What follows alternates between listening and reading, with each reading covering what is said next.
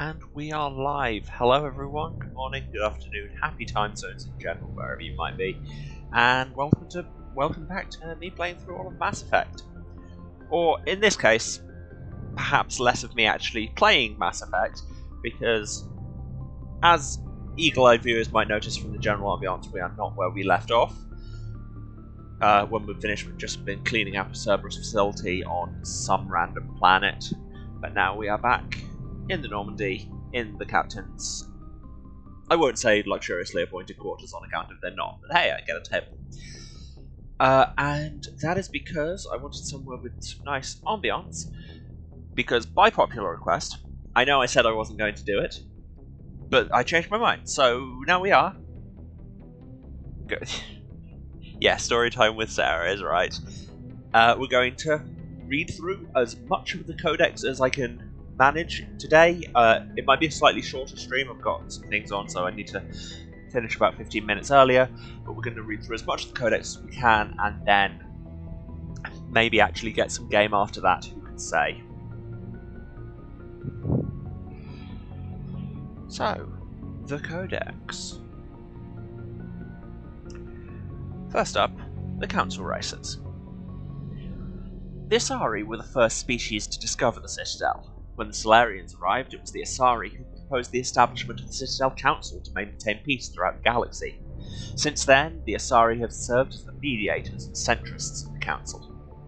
An all-female race, the Asari reproduce through a form of parthenogenesis. Each Asari can attune her nervous system to that of another individual of any gender and of any species to reproduce. This capability has led to unseemly and inaccurate rumours about Asari promiscuity that we have done nothing to dispel with the framing of all camera shots. Asari can live for over 1,000 years, passing through 3 stages of life. In the maiden stage, they wander restlessly, seeking new knowledge and experience. When the matron stage begins, they meld with interesting partners to produce their offspring. This ends when they reach the matriarch stage, where they assume the roles of leaders and counselors. Yeah, so Space Elf Ladies is all you've really got to know there. And everyone's allowed to find them sexy because of science reasons.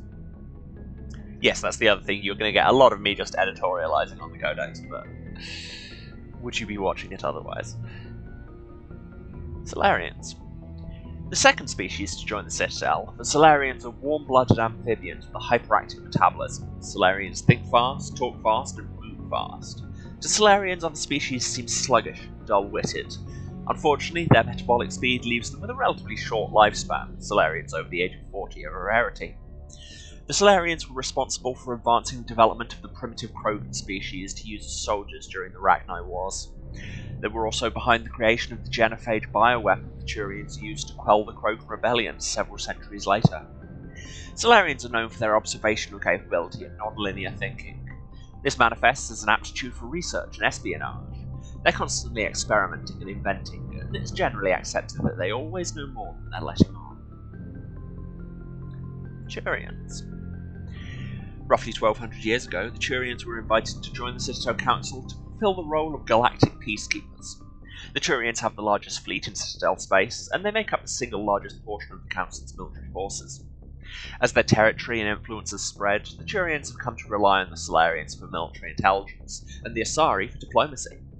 Despite a somewhat colonial attitude towards the rest of the galaxy, the ruling hierarchy understands they would lose more than they would gain if the other two races were ever removed. Wow, we're just going to call out colonialism when we're talking about the Turians, but not mention it when, you know, it's the entire framing of this game from the human side. We needed someone who was good at hitting people. Yeah, basically. This Citadel Council is good. You know what it needs more of? A gun. Turians come from an autocratic society that values discipline and possesses a strong sense of personal and collective honour. There's lingering animosity between Turians and humans over the First Contact War of 2157, which is known as the Relay 314 incident to the Turians. Officially, however, the two species are allies, and they enjoy civil, if cool, diplomatic relations. Yeah, I complain a lot about it, but we do have the full-on kind of Planet of Hats trope. You have this species, and this is what they do, and they all have similar interests. All Turians are basically the same. Yeah. You get that full on throughout all of this, and honestly, it only gets more problematic. Speaking of which, non-council races. The Batarians. In the early 2160s, the Alliance began aggressive colonization of worlds in the Skyllian Verge, much to the dismay of Batarians who had been developing the region for several decades. In 2171, the Batarians petitioned the Council to declare the Verge a zone of Batarian interest. The Council refused, however, declaring unsettled worlds in the region open to human colonization. That tracks. In protest, the Batarians closed their Citadel embassy and severed official diplomatic relations with the Council, effectively becoming a rogue state. They instigated a proxy war in the Verge by funneling money and weapons to criminal organizations, urging them to strike at human colonies. Hostilities peaked with the Skyllian Blitz of 2176, an attack on the human capital of Elysium by Batarian-funded pirates and slavers. In 2178, the Alliance retaliated with a crushing assault on the moon of Torfan, long used as a staging base by Batarian-backed criminals. In the aftermath, the Batarians retreated into their own systems and are now rarely seen in Citadel space. So what I was saying about problematic, because on the one hand they're trying to do the whole narrative of the larger races moved in with aggressive colonialism and took their planets, and they were forced to strike back against it, which is a perfectly good narrative, and frankly the Council kind of deserve it. But at the same time, we've done it by... We've, taken one big step from that to Batarians are a species of criminals and slavers. There are gradations between the two.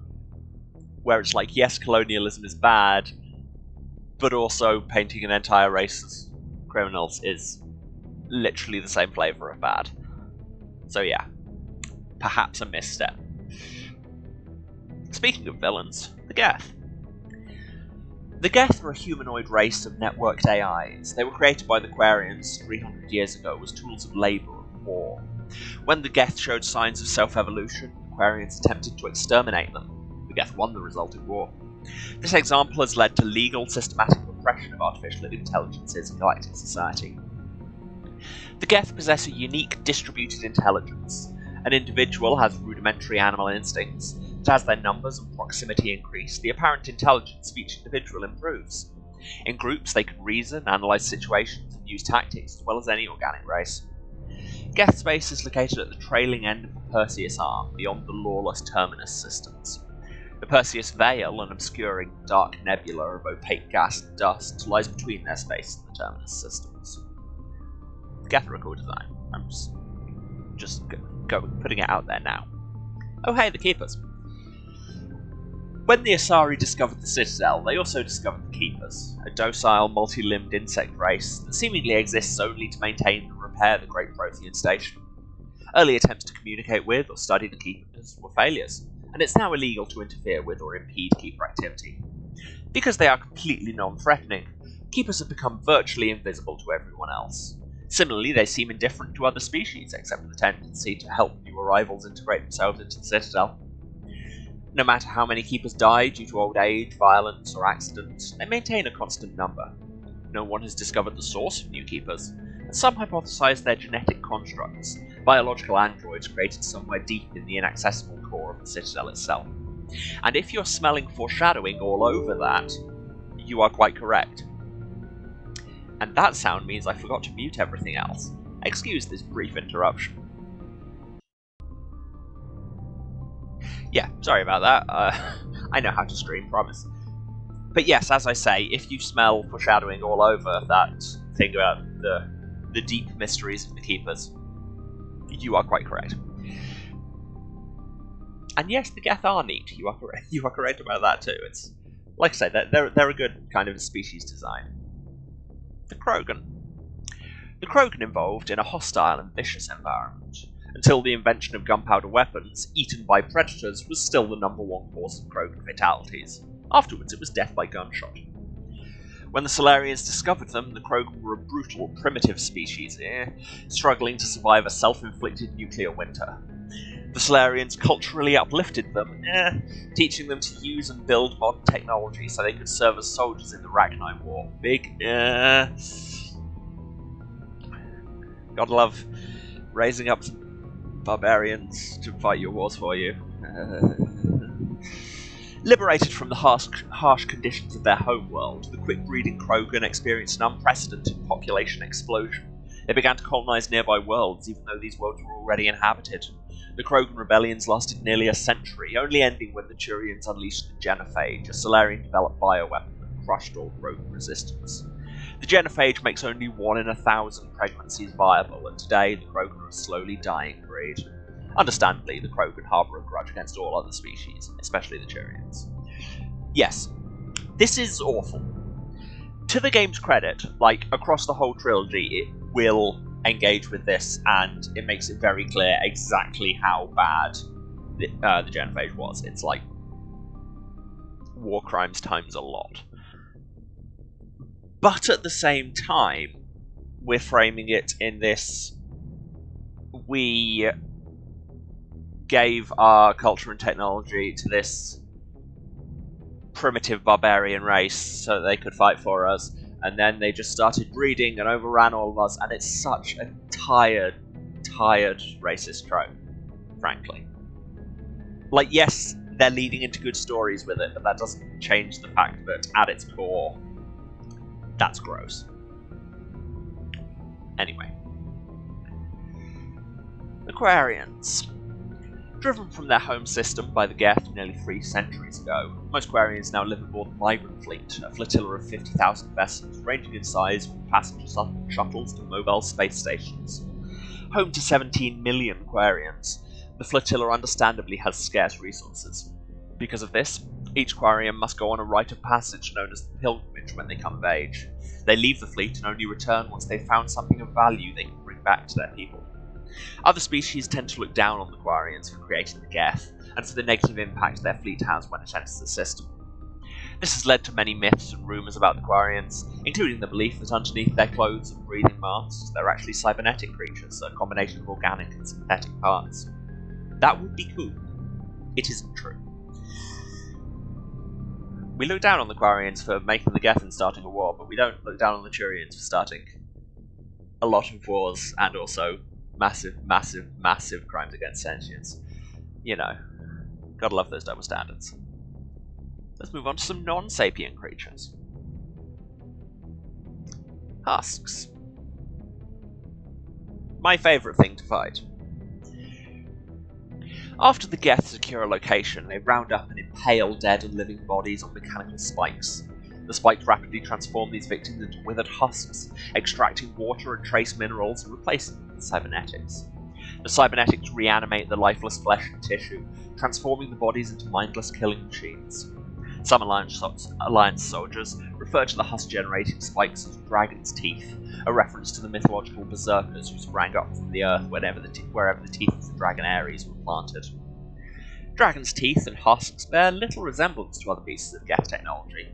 No one's sure why a synthetic race would bother to drain the minuscule amount of recoverable resources from organic corpses, though the value of reusing them as shock troops is obvious.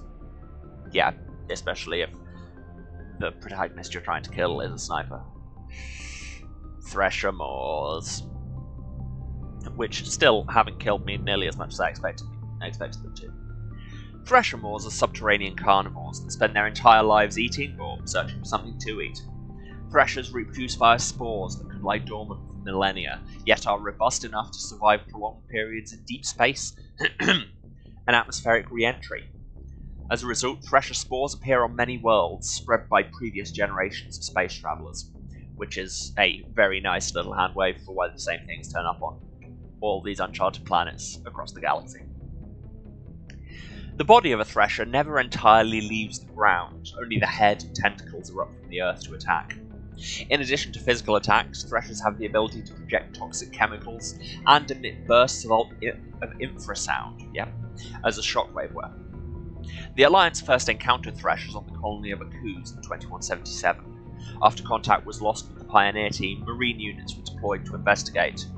The shore parties were set upon by hungry Threshers, and nearly the entire assault force was killed, bar us. Alliance forces recommend engaging Threshers with vehicle-mounted heavy weapons. And that is correct if you try and take on a Thresher on foot, especially in this game. you are almost certainly going to die. So in the second game, naturally, there's a mission where you have to fight one on foot. It's a thing. On to talking about the Citadel and galactic government. Citadel. The Citadel is an ancient deep space station, presumably constructed by the Protheans, because, old. Since the Prothean extinction, numerous species have come to call the Citadel home. It serves as the political, cultural, and financial capital of the galactic community. To represent their interests, most species maintain embassies on the Presidium, the Citadel's inner ring. The Citadel Tower, in the centre of the Presidium, holds the Citadel Council Chambers. Council affairs often have far-reaching effects on the rest of the galactic community. 5 arms, known as the Wards, extend from the Presidium. Their inner surfaces have been built into cities, populated by millions of inhabitants from across the galaxy. The Citadel is virtually indestructible. If attacked, the station can close its arms to form a solid, impregnable shell. For as long as the station has existed, an enigmatic race called the Keepers has maintained it. Foreshadowing, foreshadowing, foreshadowing. I keep making things about foreshadowing. Like, I don't know how well you'll know the story of this, so should I be telling you how it goes? Who knows? The Council are best friends. The Council is an executive committee composed of representatives from the Asari Republics, the Turian hierarchy, and the Solarian Union. Though they have no official power over the independent governments of other species, the Council's decisions carry great weight throughout the galaxy. No single Council race is strong enough to defy the other two, and all have a vested interest in compromise and cooperation. Each of the Council species has general characteristics associated with the various aspects of governing the galaxy. The Asari are typically seen as diplomats and mediators. The Solarians gather intelligence and information. The Turians provide the bulk of the military and peacekeeping forces. We found this thing in space, no one lives here, so it's ours now, and we don't know how it works, but it's fine, and we'll do all our most important business here. Yeah, a story that could never possibly end badly in any way. I know that when I discover an unidentifiable alien artifact, I just built my most important city on it. Why wouldn't you? Any species granted an embassy on the Citadel is considered an associate member, bound by the accords of the Citadel Conventions. Associate members may bring issues to the attention of the Council, though they have no input on the decision. The Human Systems Alliance became an associate member of the Citadel in 2165. Citadel Space. Citadel Space is an unofficial term, referring to any region of space controlled by a species that acknowledges the authority of the Citadel Council. At first glance, it appears this territory encompasses most of the galaxy. In reality, however, less than 1% of the stars have been explored, and that feels like a casual read on colonialism again. It's just like, this is all our land! We will do nothing with it! But it's ours now. We have a flag. Even Mass Effect FTL drive is slow relative to the volume of the galaxy. Empty space and systems without suitable drive discharge sites are barriers to exploration. Only the mass relays allow ships to jump hundreds of light years in an instant, the key to expanding across an otherwise impassable galaxy. Whenever a new relay is activated, the destination system is rapidly developed. From that hub, FTL drive is used to expand to nearby star clusters. The result is a number of densely developed clusters thinly spread across the vast expanse of space connected by the mass relay network. And that's why the mission map works the way it does. Let's talk about the Spectres. Spectres are agents from the Office of Special Tactics and Reconnaissance, and answer only to the Citadel Council. They're elite military operatives, granted the authority to deal with threats to peace and stability in whatever way they deem necessary. Super spacecraft, yeah. They operate independently or in groups of 2 or 3. Some are empathetic peacekeepers, resolving disputes through diplomacy. Others are cold-blooded assassins, ruthlessly dispatching problem individuals. This seems like you shouldn't give these 2 people the same job. Just saying. All get the job done one way or another, often operating outside the bounds of galactic law. The Spectres were founded after the Solarians joined the Council. For many years they operated in secrecy as backroom problem solvers. Only after the Krogan rebellions did their activities become publicized. Assignment of a Spectre is less contentious than a military deployment, but makes it clear that the Council is concerned about a situation. We are concerned, so we're sending Space Jack Bauer in. Let's talk about humanity and the Systems Alliance, because I guess we have to. The Systems Alliance is an independent supranational government representing the interests of humanity as a whole. The Alliance is responsible for the governance and defence of all extrasolar colonies and stations. The Alliance grew out of the various national space programs as a matter of practicality. Sol's planets have been explored and exploited through piecemeal national efforts.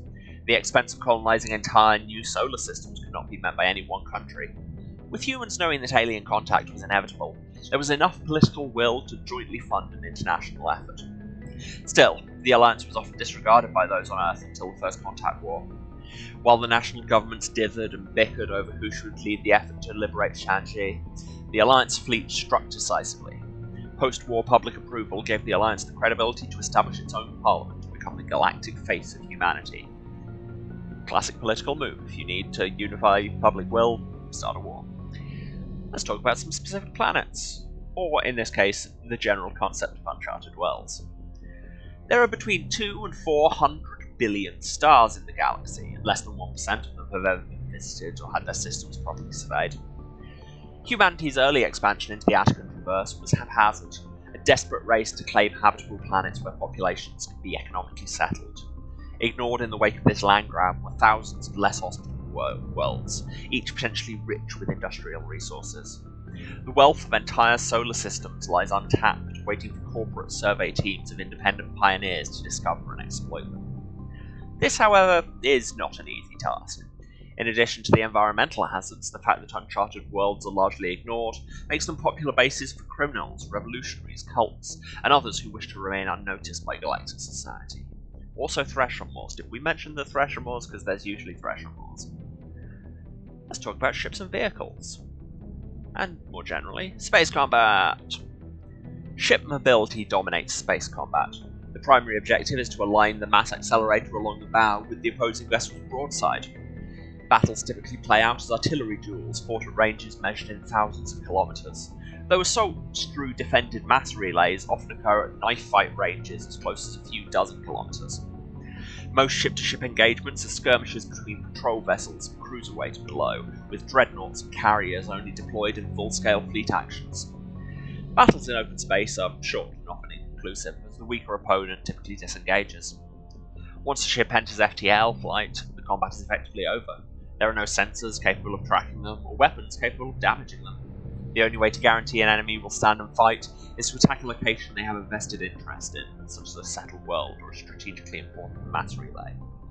So basically, for space combat, take an article on naval combat and swap out a few of the words. For tips. The Mako, our favourite bouncy car.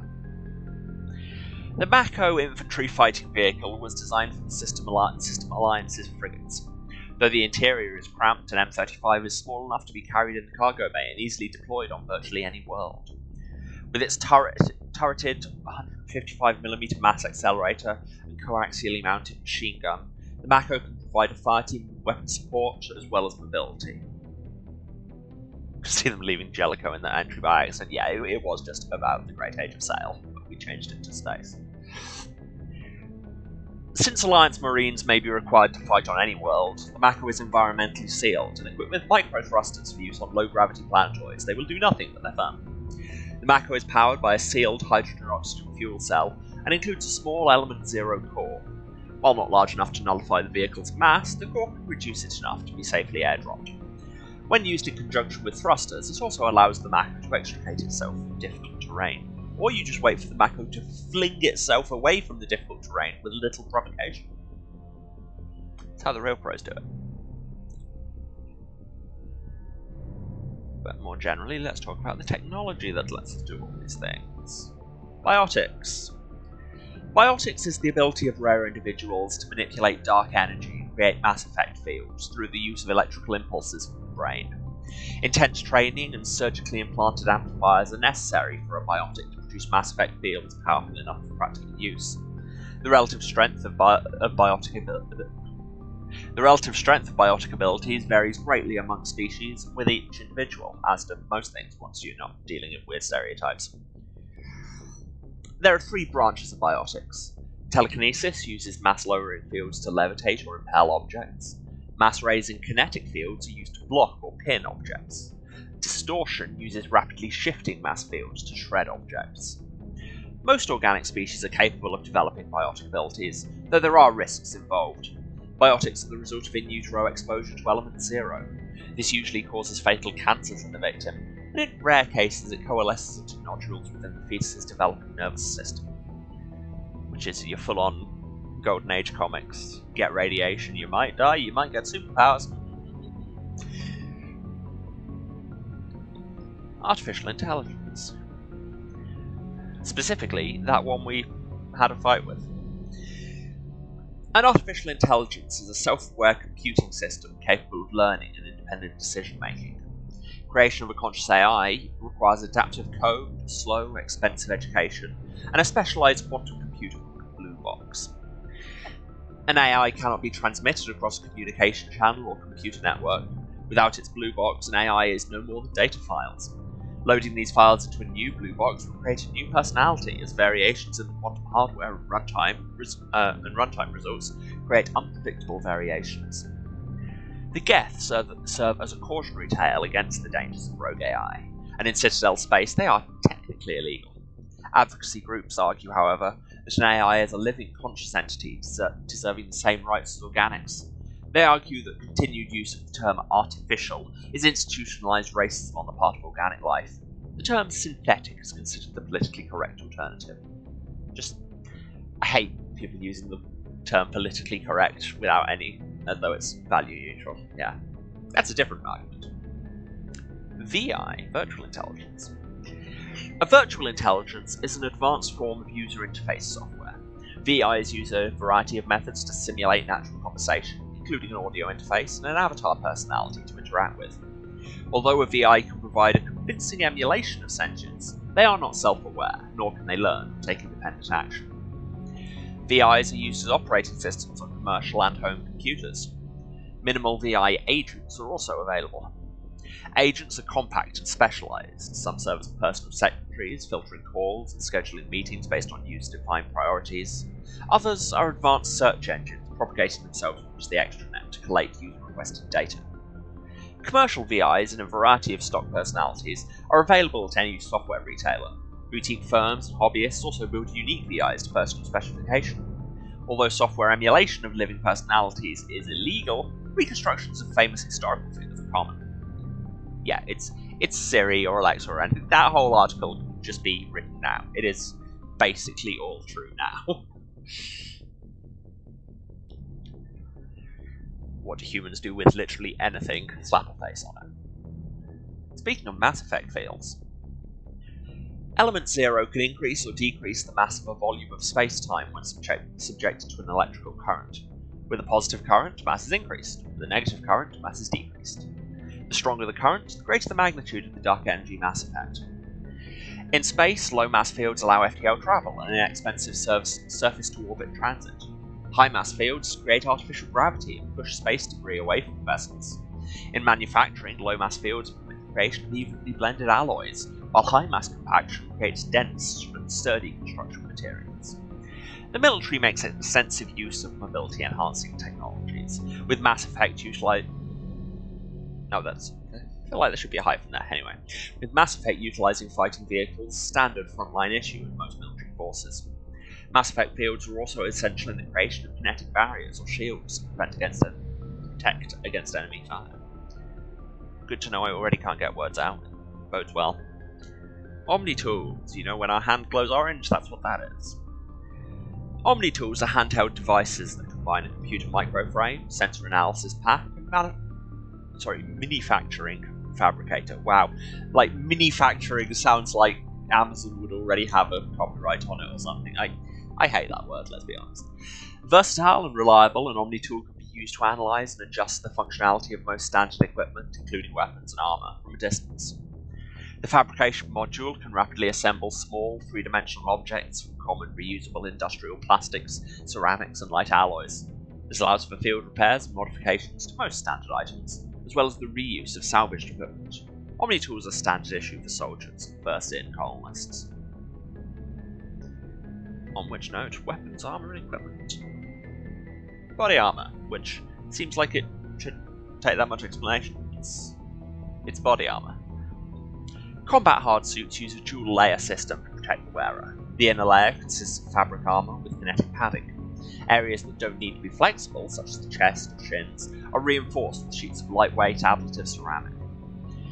The outer layer consists of automatically generated kinetic barriers. Objects travelling above a certain speed will trigger the barrier's reflex system and be deflected, provided there's enough energy left in the shield power cell. Armoured hardsuits are sealable to protect the wearer from extremes of temperature and atmosphere. Standard equipment includes an onboard mini-frame and communications, navigation, and sensing suite. The mini-frame is designed to accept and display data from the weapon's smart targeting system to make it easier to locate and eliminate enemies. You can't just slap mini on the front of everything, guys.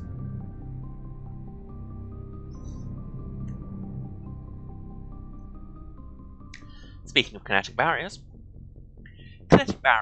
commonly called shields, provide protection against most mass accelerator weapons. Whether on a starship or a soldier's suit of armor, the basic principle remains the same. Kinetic barriers are repulsive mass effect fields projected from tiny emitters. These shields safely deflect small objects travelling at rapid velocities. This affords protection from bullets and other dangerous projectiles, but still allows the user to sit down without knocking away their chair. The shielding afforded by kinetic barriers does not protect against extremes of temperature, toxins, or radiation, which is why they're just called kinetic barriers. Speaking of mass accelerators, aka guns, a mass accelerator propels a solid metal slug using precisely controlled electromagnetic traction and repulsion. The slug is designed to squash or shatter on impact, increasing the energy it transfers to the target. If this were not the case, it would simply punch a hole right through, doing minimal damage. Accelerator design was revolutionized by Element Zero. The slug, lighted by a mass effect field, could be accelerated to greater speeds, permitting projectile velocities that were previously unattainable. If accelerated to a high enough velocity, a simple paint chip can impact with the same destructive force as a nuclear weapon. However, mass accelerators produce recoil equal to their impact energy. This is mitigated somewhat by the mass effect fields that rounds are suspended within, but weapon recoil is still the prime limiting factor on slug velocity. This is not how physics works. Yes, accelerating anything to, pseudo-relativistic speeds will make it hit with all the energy in the world, but that's a function of mass. If you reduce the mass to make it go faster, it won't hit as hard, because there's not enough mass. It's a circle.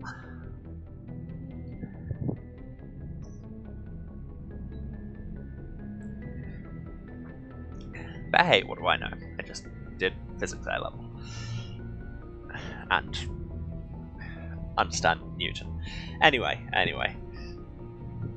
Metagel. Most important thing in this game. Metagel is a common medicinal salve used by paramedics, EMTs, and military personnel. It combines several useful applications: local anesthetic, disinfectant, and clotting agent all in one. Once applied, the gel is designed to grip tight to flesh until subjected to a frequency of ultrasound. It's sealable against liquids, most notably blood, as well as contaminants and gases. The gel is a genetically engineered bioplasm created by the Searle Foundation, a medical technology megacorp based on Earth. Technically, Metagel violates council laws against genetic engineering, but so far it's proved far too useful to ban. Love having one corporation control the entire galaxy's stock of an important medical supply. That's not a thing that I can find any parallels with. Speaking of guns, let's talk about guns.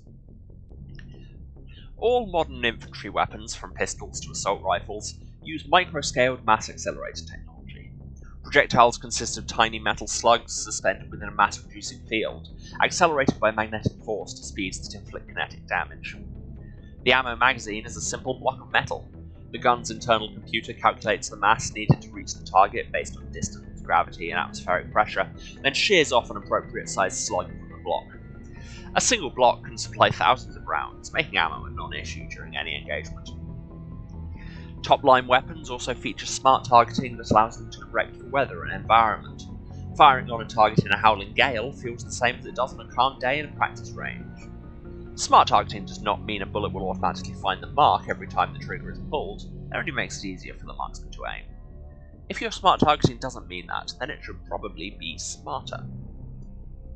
And that's the end of the list. Oh no, there's a second page. I will not read the tutorials, because I'll do a lot for y'all, but I am not just going to sit here and read out what the controls for this game are. It's not happening.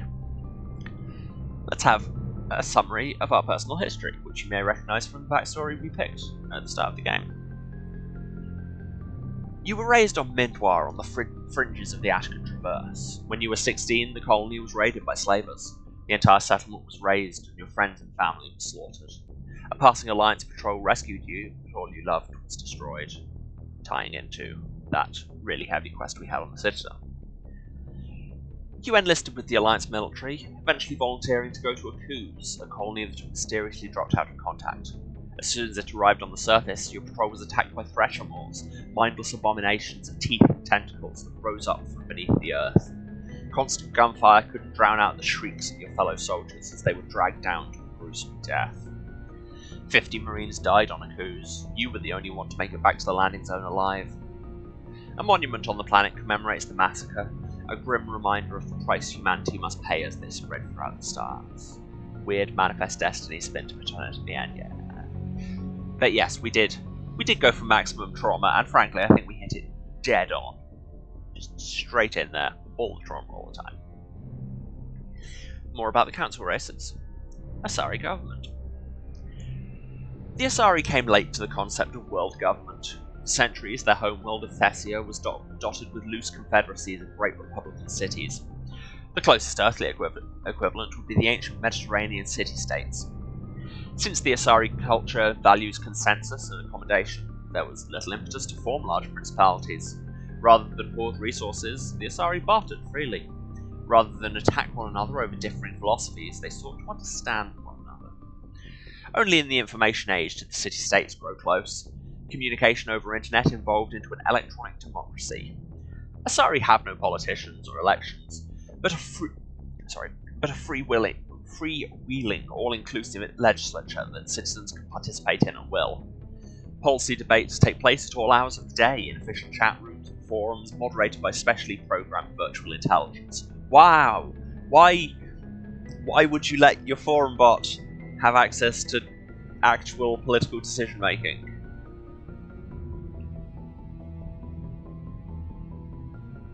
What are we going to do with the budget this year? Let's ask Carl. All aspects of policy are open to plebiscite at any time. In any given debate, the Asari tend to lend the most credence to the opinions of any matriarchs present, nearly always deferring to the experience of these millennia-old wise women. Calm down, Codex. Achieving consensus through public debate may take too long in a crisis. In cases where prompt, decisive action is required, the Asari defer to the wisdom of local matriarchs. Did you just say they did that in any given debate? Over to the Solarians, let's talk about the League of One, who you may recognise from we've been picking up some of their medallions around the place and getting a little bit of money experience. Until wise women, this sounded like Switzerland. Yeah, it's Switzerland, ancient Greece, and elves. That classic combination. Before they joined the Citadel Council, the Solarians' most potent military tool was a small reconnaissance team known as the League of One. Their primary training was in espionage and assassination. Never more than a dozen strong, the team was adept at infiltrating the tightest defences and eliminating all necessary obstacles. Oh, hi, Eben. Thanks very much for turning up. Only a few top members of government and military were privy to the League's identities. League members wore no distinguishing garments and held no particular rank. The only evidence of their participation in the League was a small medallion presented to each member upon induction. This secrecy was maintained until the formation of the Council.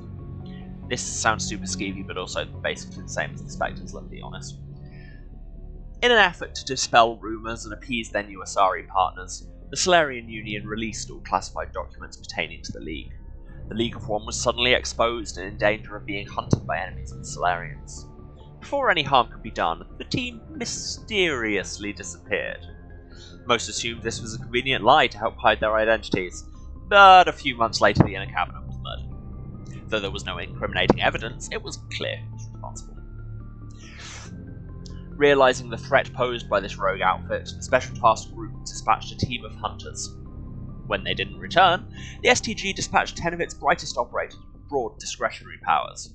Only 2 returned. They reported no evidence of the League. I just love that. Just 8 of them died and 2 of them came back saying, no, there was nothing. Nothing to see here. Let's all just go away. No further incidents were reported, and it was assumed the League was wiped out. Some recently declassified documents, however, have suggested there may have been a 13th member who eluded the Solarian military. Will that come up in later games? We'll see. I can only half remember myself. Over to the Turians. Let's talk about culture, because they have one culture across the entire species. That's how intelligent races work, right? While Turians are individuals with personal desires, their instinct is to equate the self with the group, set aside personal desires for the good of all. Turians are taught to have a strong sense of personal accountability, the Turian honor that other races find so remarkable. Turians are taught to own every decision they make, good or ill. The worst sin they can make in the eyes of their people is to lie about their own actions. Turians who murder will try to get away with it, but if directly questioned, most will confess the crime. Turians have a strong inclination toward public service and self-sacrifice, so they tend to be poor entrepreneurs. To compensate, they accepted the mercantile Volus as a client race, offering protection in exchange for their fiscal expertise. The Turian military is the centre of their society. It's not just an armed force, it's an all-encompassing public works organisation. The military police are also the civic police. The fire brigades serve the civilian population as well as military facilities.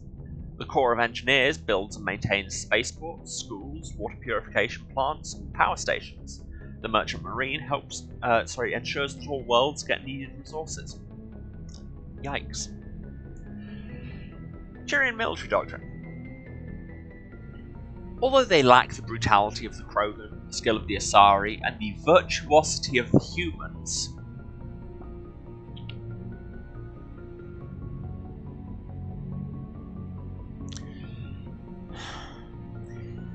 So that's a phrase that just occurred judgment-free in the middle of this.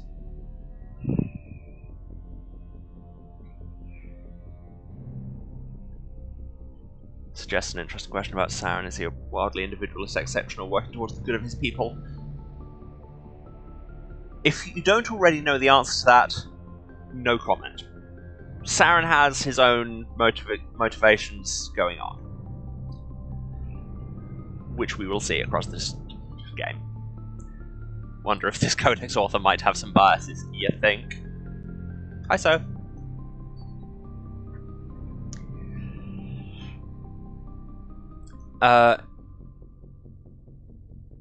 Yeah. Not as punchy as Krogans, as cool as Asari, or as good at things as humans. The Turian military has a formidable discipline. Officers and NCOs are lifers with years of field experience. Enlisted personnel are thoroughly trained and stay calm under fire. Turian units don't break. Even if their entire line collapses, they fall back in order, setting ambushes as they go. A popular saying holds, you'll only see a Turian's back once he's dead. Boot camp begins on the 15th birthday. Soldiers receive a year of training before being assigned to a field unit. Officers train for even longer. Most serve until the age of 30, at which point they become part of the reserves. Even if they suffer injuries preventing frontline service, most do support work behind the lines. Biotics are uncommon. While admired for their exacting skills, biotics' motives are not always fully trusted by the common soldier. The Turians prefer to assign their biotics to specialist teams called cabals. Command and control is decentralized and flexible. Individual squads can call for artillery and air support. They make extensive use of combat drones for light duties, and practice combined arms. Infantry operates with armor, so supported by overhead gunships. Strategically, they're methodical and patient, dislike risky operations. Tradition is important. Each legion has a full-time staff of historians who chronicle its battle honours in detail. The oldest have records dating back to the Turian Iron Age. If a legion is destroyed in battle, it's reconstituted rather than replaced. The Turians recruit auxiliary units from conquered or absorbed minor races. Auxiliaries are generally light infantry or armoured cavalry units that screen and support the main Turian formations. At the conclusion of their service in the auxiliaries, recruits are granted Turian citizenship. If you think most of this is cribbed from just somebody read an article about the ancient Roman military, you're correct. It's Turian society, and especially the military, is just ancient Rome with a little bit of Sparta. Like right down to the names. Everyone has Latinate names because inventing new societies is hard. The Unification War. At about the time the Salarians and the Asari were forming the council, the Turians were embroiled in a bitter civil war. The Unification War, as it was later named, began with hostilities between the colonies furthest from the Turian homeworld, Palamon. These colonies were run by local chieftains, many of whom had distanced themselves from the hierarchy. Without the galvanizing influence of the government, the colonies became increasingly isolated and xenophobic. Colonists began wearing emblems or facial markings to differentiate themselves from members of other colonies, and open hostilities became common. When war finally broke out, the hierarchy maintained strict diplomacy and refused to get involved. After several years of fighting, less than a dozen factions remained and the hierarchy finally intervened. By that time, the chieftains were too weak to resist. They were forced to put an end to fighting and renew their allegiance to the hierarchy. We'll see you later, Soph, but thanks for checking in. Though peace was restored, it took several decades for animosity between colonists to fade completely. To this day, most Turians still wear the facial markings of their home colonies. As a point of interest, the Turian term barefaced refers to one who's beguiling or not to be trusted. It's also a slang term for politicians. A little bit of political shade from this, mostly neutral narrator. That's the thing about this codex is it's presented as just kind of neutral game information, and then suddenly there'll be a little bit of editorializing in it or a little bit of weird bias, and you'd think they'd mark it as being written by somebody in universe or something. Oh well.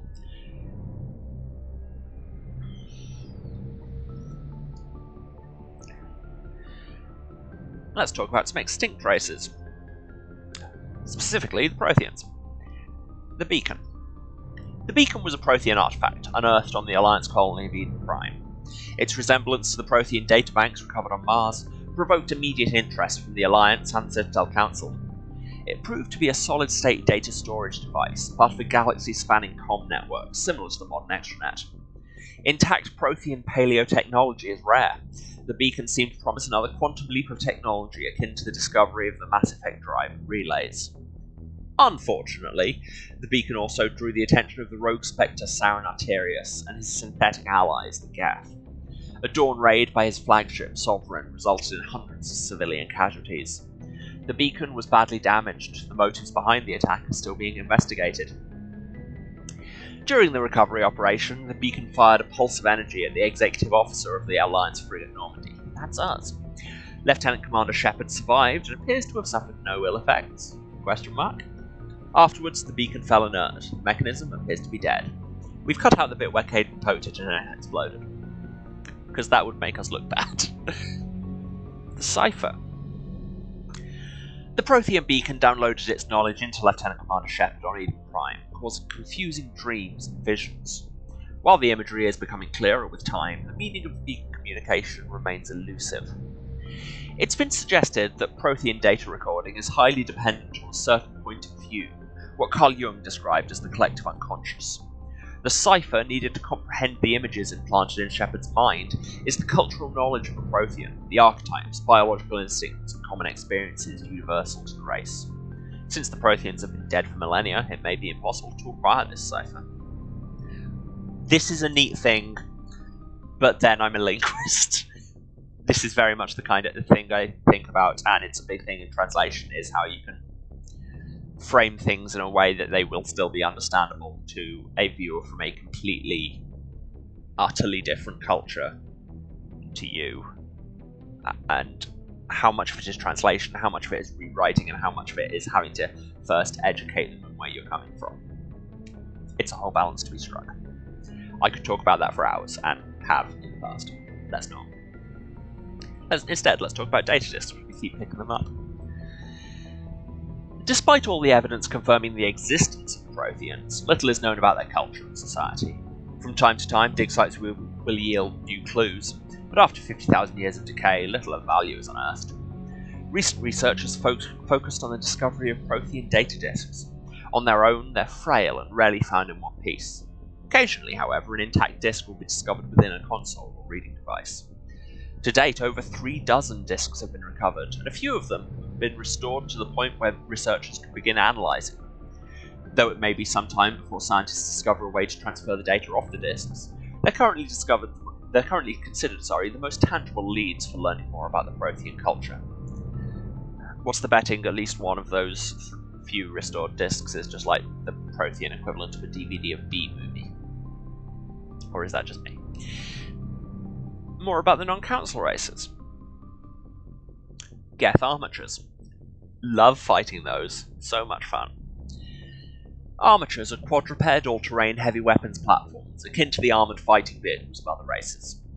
Geth being synthetic intelligences, armatures are not crude vehicles, but intelligent entities capable of independent decision-making and learning. Armatures are equipped with heavy kinetic barriers. Their main cannon, mounted on the articulated head turret, appears to be a highly efficient conventional mass accelerator. It's capable of firing in anti-personnel and anti-tank modes. Some armatures carry drones into battle, presumably for reconnaissance purposes.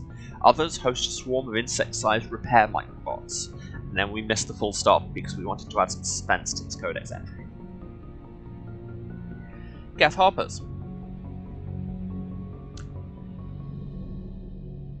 The Geth models, collectively dubbed hoppers by Alliance forces, are electromagnetic warfare. That's not what it says at all. Are electronic warfare platforms. They can project electromagnetic radiation across a broad spectrum as an offensive weapon. They can also perform cyber warfare attacks against the onboard computers of body armor, hardsuits, and weapons, adversely affecting their performance. The structure of hoppers consists of an advanced and highly elastic artificial muscle material. This allows a hopper to compress its entire body for powerful leaps. Hoppers also have thousands of molecule-scale barbs on the surfaces of their hands and feet, which are used to cling to walls and ceilings. Hoppers are very difficult targets, leaping from one surface to another in rapid succession. The Quarians have no record of any Geth models similar to hoppers. This new morphotype must have been developed over the last 300 years by the Geth themselves. This is troubling proof that the Geth are continuing to move towards technological singularity. Experts in synthetic life are intrigued that hoppers appear to be even more organic than the baseline Geth. The identified subtypes of hopper have been codenamed Sapper, Stalker, and Ghost. We've only met Stalkers so far, I believe. We'll meet the others, and then they'll kill me, the usual. Also, I like that they're moving towards technical singularity. When you're already an intelligent race of hyper-advanced interconnected AI, have you not already reached the singularity? Words mean things. Let's talk about the Krogan rebellions. After the Rachni War, the quick-breeding Krogan expanded at the expense of their neighbours. Warlords leveraged their veteran soldiers to seize living space, while the Council races were still grateful. Over centuries, the Krogan conquered world after world. There was always just one more needed. Were they playing Civilization? When the Council finally demanded withdrawal from the Asari colony of Lucia, Krogan overlord Kredak stormed off the citadel, daring the Council to take their worlds back. But the Council had taken precautions. The finest STG operators and Asari huntresses have been drafted into a covert observation force, the Office of Special Tactics and Reconnaissance. Remember those guys? The Spectres opened the war with crippling strategic strikes. Krogan planets went dark as computer viruses flooded the extranet. Sabotaged antimatter refineries disappeared in blue-white annihilation. Headquarters stations shattered into orbit-clogging debris, rammed by pre-placed suicide freighters. Still, this only delayed the inevitable. The war would have been lost were it not for first contact with the Turians, who responded to Krogan threats with a prompt declaration of war. Because that's what they do. Being on the far side of Krogan space from the Council, the Turians advanced rapidly into the lightly defended Krogan rear areas. The Krogan responded by dropping space stations and asteroids on Turian colonies. worlds, 3 worlds rendered completely uninhabitable. Again, like, yes, it feels a little bit both sides. It's like, yes, horrendous war crimes, but on the other hand, horrendous war crimes. Who's to say? To be fair, I don't think there are any really good guys in this story. That's kind of the point. War story is no good guys, who could have seen this coming? This was precisely the wrong approach to take with the Turians. Each is first and foremost a public servant willing to risk his life to protect his comrades. Rather than increasing public war weariness, Krogan tactics stiffened Turian resolve. The arrival of Turian task forces saved many worlds from the warlords' marauding fleets, but it took development of the genophage bioweapon to end the war. There were decades of unrest afterwards. Rogue warlords and holdout groups of insurgents refused to surrender or disappeared into the frontier systems to become pirates. Let's talk about the Quarians for a bit. The migrant fleet has little economic base, operating in a state of perpetual hand-to-mouth. While Quarian ships include light manufacturing and assembly plants, they lack heavy industries such as refining and shipbuilding. The fleet has tankers for water purification and oxygen cracking, but the space-intensive nature of agriculture limits food production. A single disaster could destroy the fragile balance. The Quarians earn income in creative ways. Because the government is obliged to provide food, water, air, and medical support for every individual, as it should, the Conclave strategically determines the course of the fleet to bring in resources and income. A species who suspect the migrant fleet is heading towards their space often offers a gift of surplus starships, fuel, and resources to convince the Conclave to alter course. As the fleet passes through a system, swarms of mining vessels work over asteroids for metals and silicious. Is that the word? Silicaceous? Anyway, materials and cometary bodies for water ice and organics. Quarian miners are adept at locating and strip mining spaceborne resources.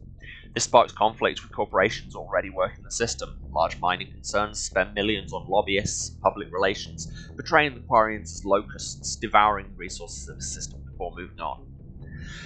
The greatest asset of the Quarians is their rarefied skill.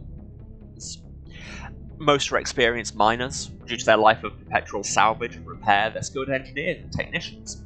More than once, the very corporations that lobby against the Quarians have made backroom deals with the fleet, arranging for skilled Quarians to fill space engineering jobs that other species would demand higher wages for. Quarians are widely hated among the working classes. The Quarians are coming to take our jobs, is a common response to the fleet's approach. Again, I know this is clearly being portrayed as a bad thing, but still, let's just have all the kind of traveller stereotypes, and the council's response is, of course, well, we can offer them less money because they're already disadvantaged. Which, yeah, that's the thing that happens.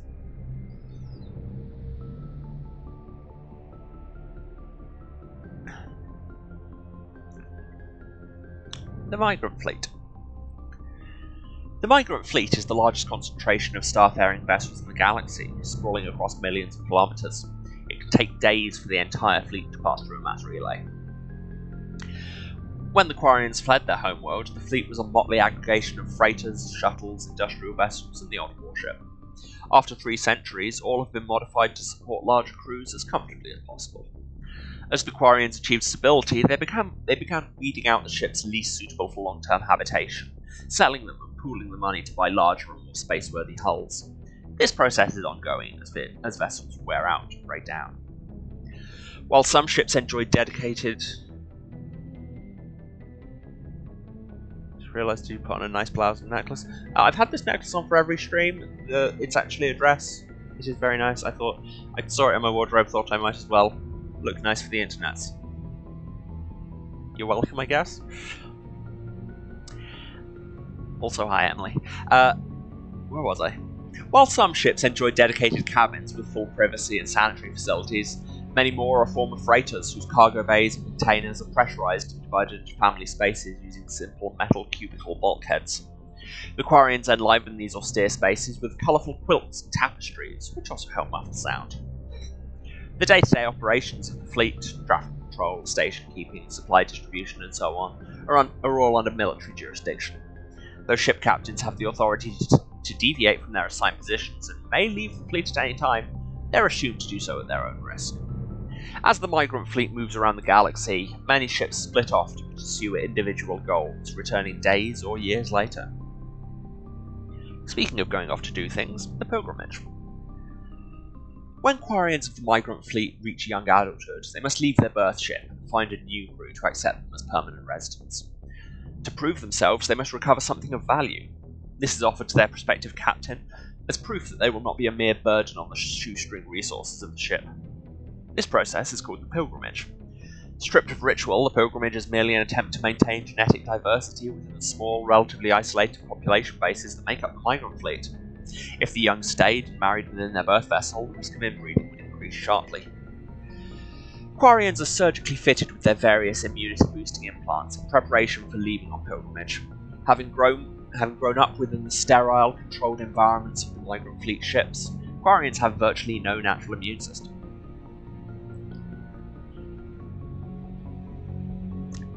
More about the Citadel and Galactic Government. Let's talk about CSEC. Citadel Security is a volunteer police service answering to the Citadel Council. The 200,000 constables of CSEC are responsible for maintaining public order in the densely populated Citadel. They also provide pirate suppression, customs enforcement, and a search and rescue throughout the Citadel cluster. CSEC has 6 divisions: Enforcement, uniformed officers who patrol the Citadel and respond to emergencies; Investigation, detectives who puzzle out the truth behind crimes and bring perpetrators to justice; Customs, screens the thousands of passengers and cargo containers that pass through the Citadel's ports every day; Network, deals with cybercrimes like identity and copyright theft, hacking and viral attacks, and illegal artificial intelligence; Special Response, deals with hostage situations, bombs, and heavily armed criminals. In the unlikely event that attackers board the Citadel, they're also the front line of defense, armed with military-grade equipment. Patrol, naval arm with ships stationed throughout the Citadel cluster. Unlike the other divisions, they're rarely seen at the Citadel, nor do they stay in one place long. Joining CSEC is prestigious. Applications must be sponsored by a Citadel councillor or the ambassador of an associate council race. Generally, applicants have many years of distinguished service in the military or police forces of their nation. But an inexperienced applicant with demonstrable talent will be fairly considered. CSEC and the Spectres are often at odds. Many CSEC members, notably current executive Inari Palin, believe that allowing Spectres to be above the law is a dangerous practice. The actions of Saren Arterius lend credence to this position, and it's right. The Spectres in turn are aggravated when CSEC's dedication to procedure and due process hampers their investigations. Again, it's like, well, both sides are bad. Sure, the one side is entirely above the law and can just shoot people in the face whenever it wants, but the others have too much paperwork. Also, that whole article still very much keeps them in terms of just Citadel security, which is what they should be, but they keep getting invoked in things literally on the other side of the galaxy. It feels like there's overreach going on.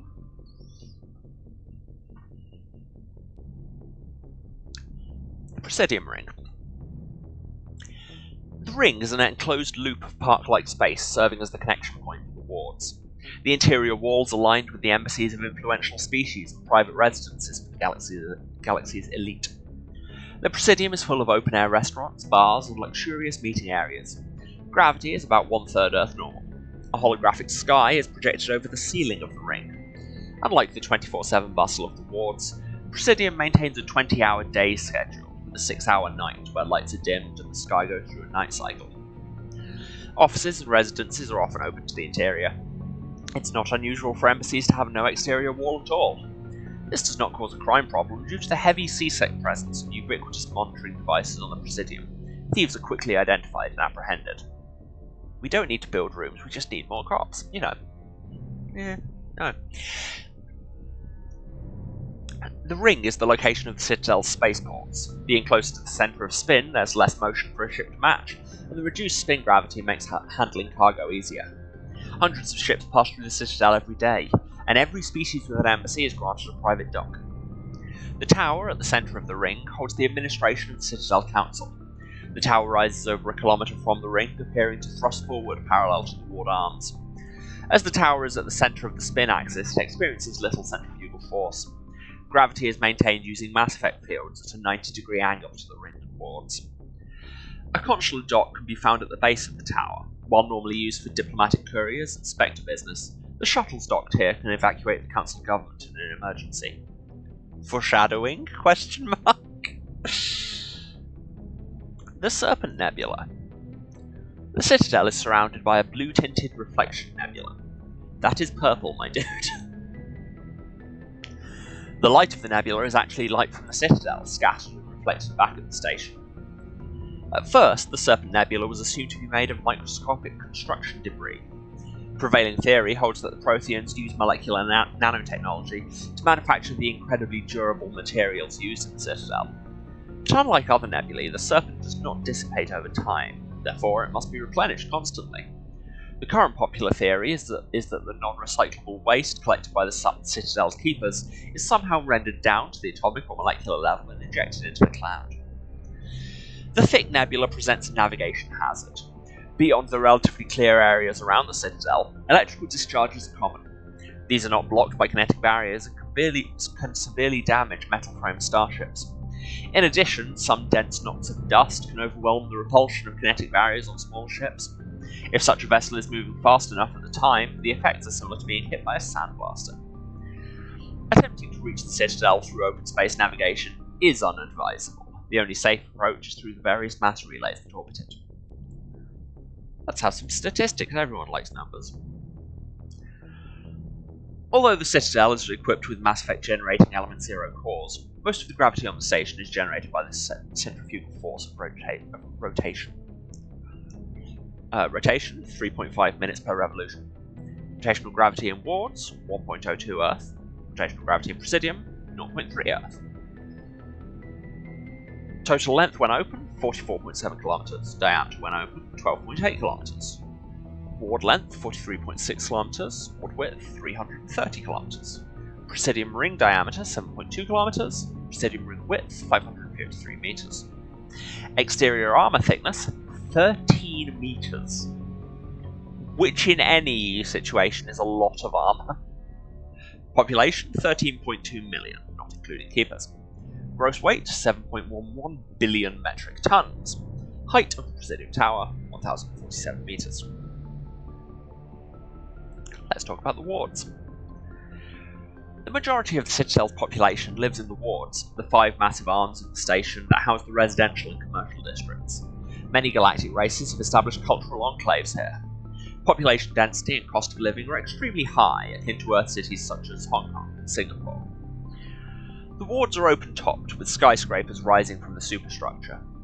Towers are sealed against vacuum, as the breathable atmosphere envelope is only maintained to a height of about 7 meters.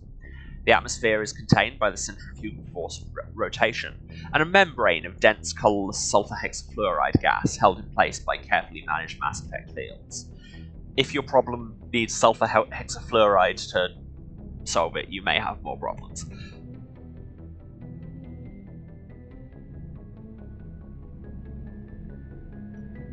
You know the Good Place meme where anytime I had a problem I threw a Molotov, boom, whole different problems. Sulfur hexafluoride is that philosophy in chemical form. The view from the wards is spectacular. In the background, stars, Serpent Nebula, and the nearby blue giant Widow move across the sky as the station rotates to stabilize itself.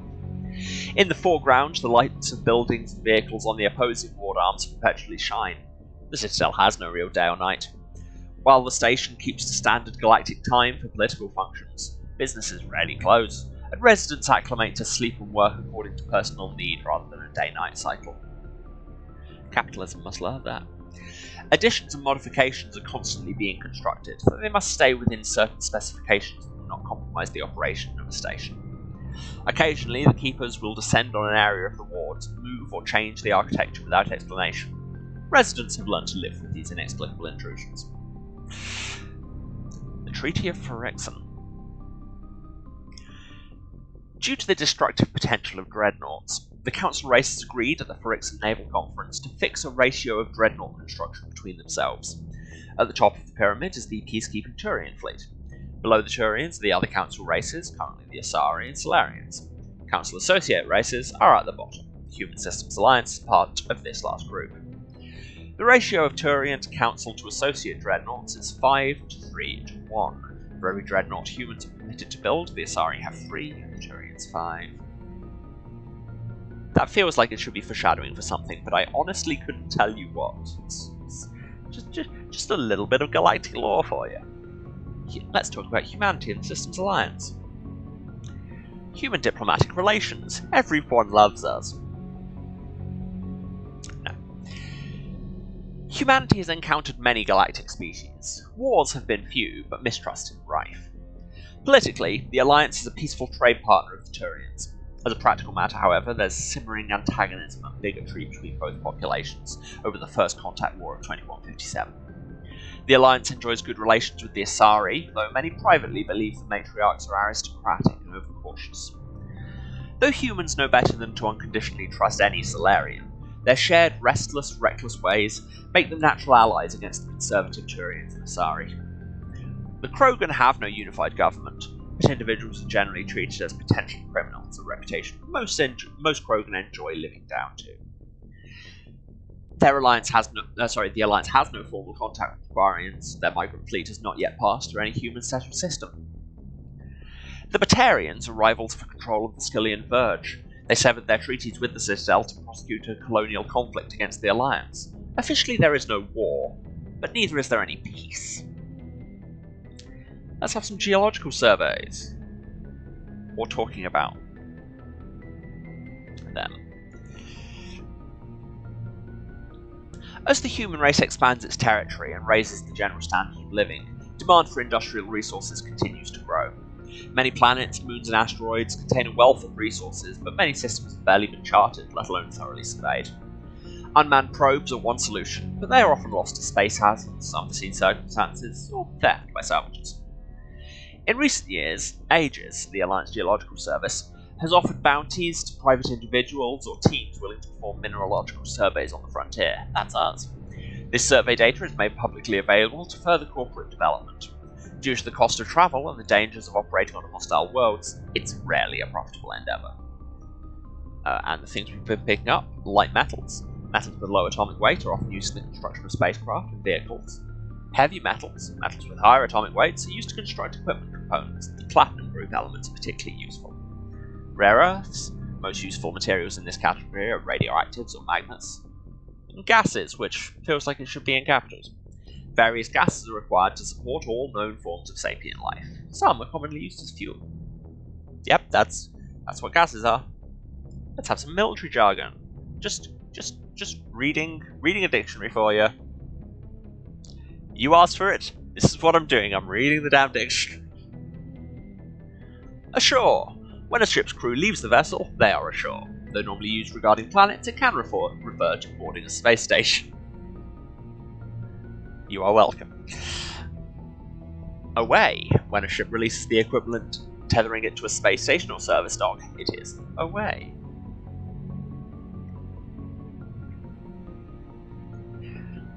Aye aye, the proper way to acknowledge an order. If told to attack, the correct response is aye aye sir. If asked, are you proud to be a Marine, the correct response is yes sir. ASAP, pronounced ASAP, an acronym of as soon as possible. Most of this is just nautical terminology, but here we are. Belay, stop or cease. Bridge, the navigation centre of a spacecraft where the steering is done. Captain's mast, a non-judicial disciplinary proceedings by unit commanders. CIC, Combat Information Center, the command center of a spacecraft.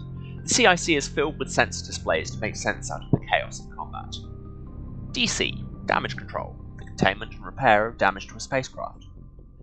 ECM, Electronic Countermeasures used to avoid enemy sensors, from passive emission masking to active jamming. EVA, Extravehicular Activity, time spent in a pressure suit outside of a vehicle, spacecraft, or station. Flank. The flank is the side of a military formation. Since the soldiers are facing elsewhere, an enemy that can attack on the flank can often turn it or roll it up. FNG. Freaking, big inverted commas, sure, new guys, a derisive term for inexperienced personnel. Groundside, service of the planet. Helmsman, the crew member who pilots the spacecraft. LADAR, light amplified detection and ranging. an active sensor that bounces lasers off an object to determine its bearing and distance. LiDAR has sufficient resolution that the data can be reconstructed into an image. Shore Party, spacecraft crews sent ashore on official business. Silent running, an old submariner's term used aboard the Normandy to denote when stealth systems are active. SITREP, an abbreviation of Situation Report, an evaluation of the current military situation. Spacer, someone who spent most of their life in space. XO, Executive Officer, the second in command of an Alliance warship. The XO is responsible for administrative and personnel matters, and is also, in our case, a weird racist. Always wondered why sci-fi evolved with the Navy Association as head of Air Force. Yeah, I would lay money that it's just because once we had the term spaceship. I mean, like, in sci-fi I would think we had spaceships before we really had... okay, I don't know what the kind of relative dates of spaceships in sci-fi and powered flight appear, but I would think, because we've had them in fiction for so long and we went with the ship analogy, everything else just followed. You ever read any Elizabeth Moon books? Yes. I read a couple. Many years ago. I barely remember them. But yes, no, I do remember this, of space life just being the American Navy. But then that's the thing, it's so much sci-fi. Let's run through some ranks. The Alliance uses a modified version of the ranking system that's been used for hundreds of years. Soldiers are classified into rank and file and enlisted personnel, experienced non-commissioned officers or NCOs, and specially trained officers. The divide between naval personnel and ground forces or marines is small. Ground units are a specialised branch of the fleet, just as fighter squadrons are. This unity of command is imposed by the futility of fighting without control of orbit. Without the Navy, any army is pointless. The Marines, as a matter of pride, maintain some of their traditional rank titles. For example, Marines have privates and corporals instead of servicemen. In ascending order of responsibility, the ranks of the Alliance are enlisted personnel, serviceman third class or private second class, serviceman second class or private first class, serviceman first class or corporal, then your NCOs, service chief, gunnery chief, operations chief, and your commissioned officers. Second lieutenant, first lieutenant, staff lieutenant, lieutenant commander, staff commander, captain or major, rear admiral or general, admiral, and fleet admiral. So yeah, we might be a maverick supercarp above the law, but also there's a whole command tree above us, because at this point at least, we are a lieutenant commander. But speaking of weird extra-legal stuff, N7. The Alliance Military Vocational Code system classifies the career path of all serving personnel. The MVC consists of one letter and one number. A soldier's MVC indicates proficiency, not rank. The letter notes career path, the number indicates level of experience, as indicated by service record, technical scores, and commendations. All 26 letters are used, and numbers run from 1 to 7. N is the letter code for Special Forces personnel. And yes, at this point, I say at this point, throughout the whole game, Shepard is already classified N7, so Special Forces and with maximal experience. Hence why she can get away with most things. A timeline. Time for some history lessons. 2069. Armstrong Outpost at Shackleton Crater becomes the first human settlement on Luna. We've only got 40 years, sort it out, guys. It's formally founded on July 24th, the 100th anniversary of the first lunar landing. 2103. Lowell City, in Eos Chasma, becomes the first human settlement on Mars. 2137. Eldfell Ashland Energy Corporation demonstrates helium-free fuel extraction from the atmosphere of Saturn. 2142. Construction of Gagarin Station on Jump Zero begins beyond the orbit of Pluto. 2148. Prospectors discover the Prothean ruins at Promethei Plant on Mars. 2149. Translation of Prothean data, which, frankly, given that we didn't know they existed until a year before that, that's remarkably fast translation. Good job, exolinguists. Leads humans to the Charon mass relay.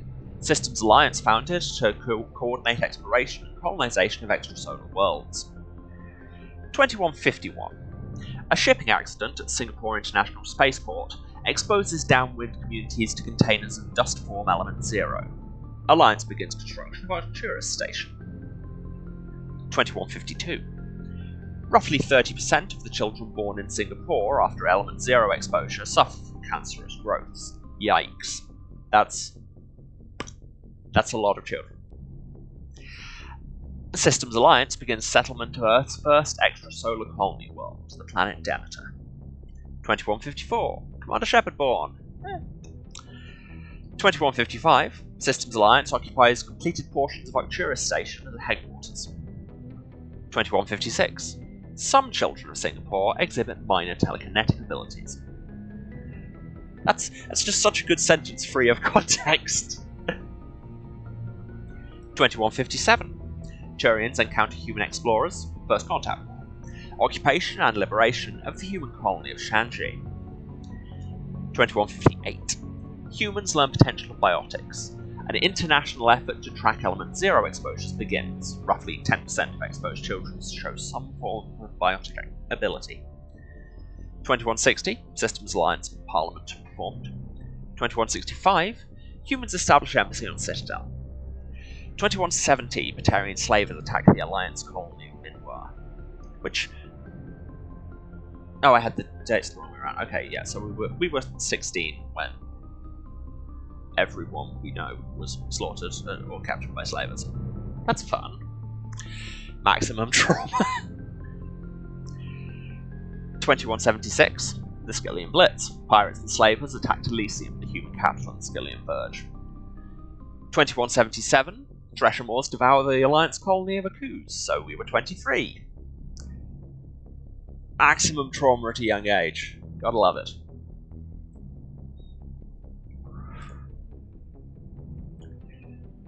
2178, in retaliation for the Skillian Blitz, an Alliance fleet wipes out an army of slavers on the moon of Torfan, in a thing that will have no repercussions down the line. And 2183, current date. So, at this point, Shepard is 29, which seems younger than she's presented at, but simultaneously kind of explains why people trust her less. Like, I'm 29, I wouldn't trust me to save the galaxy.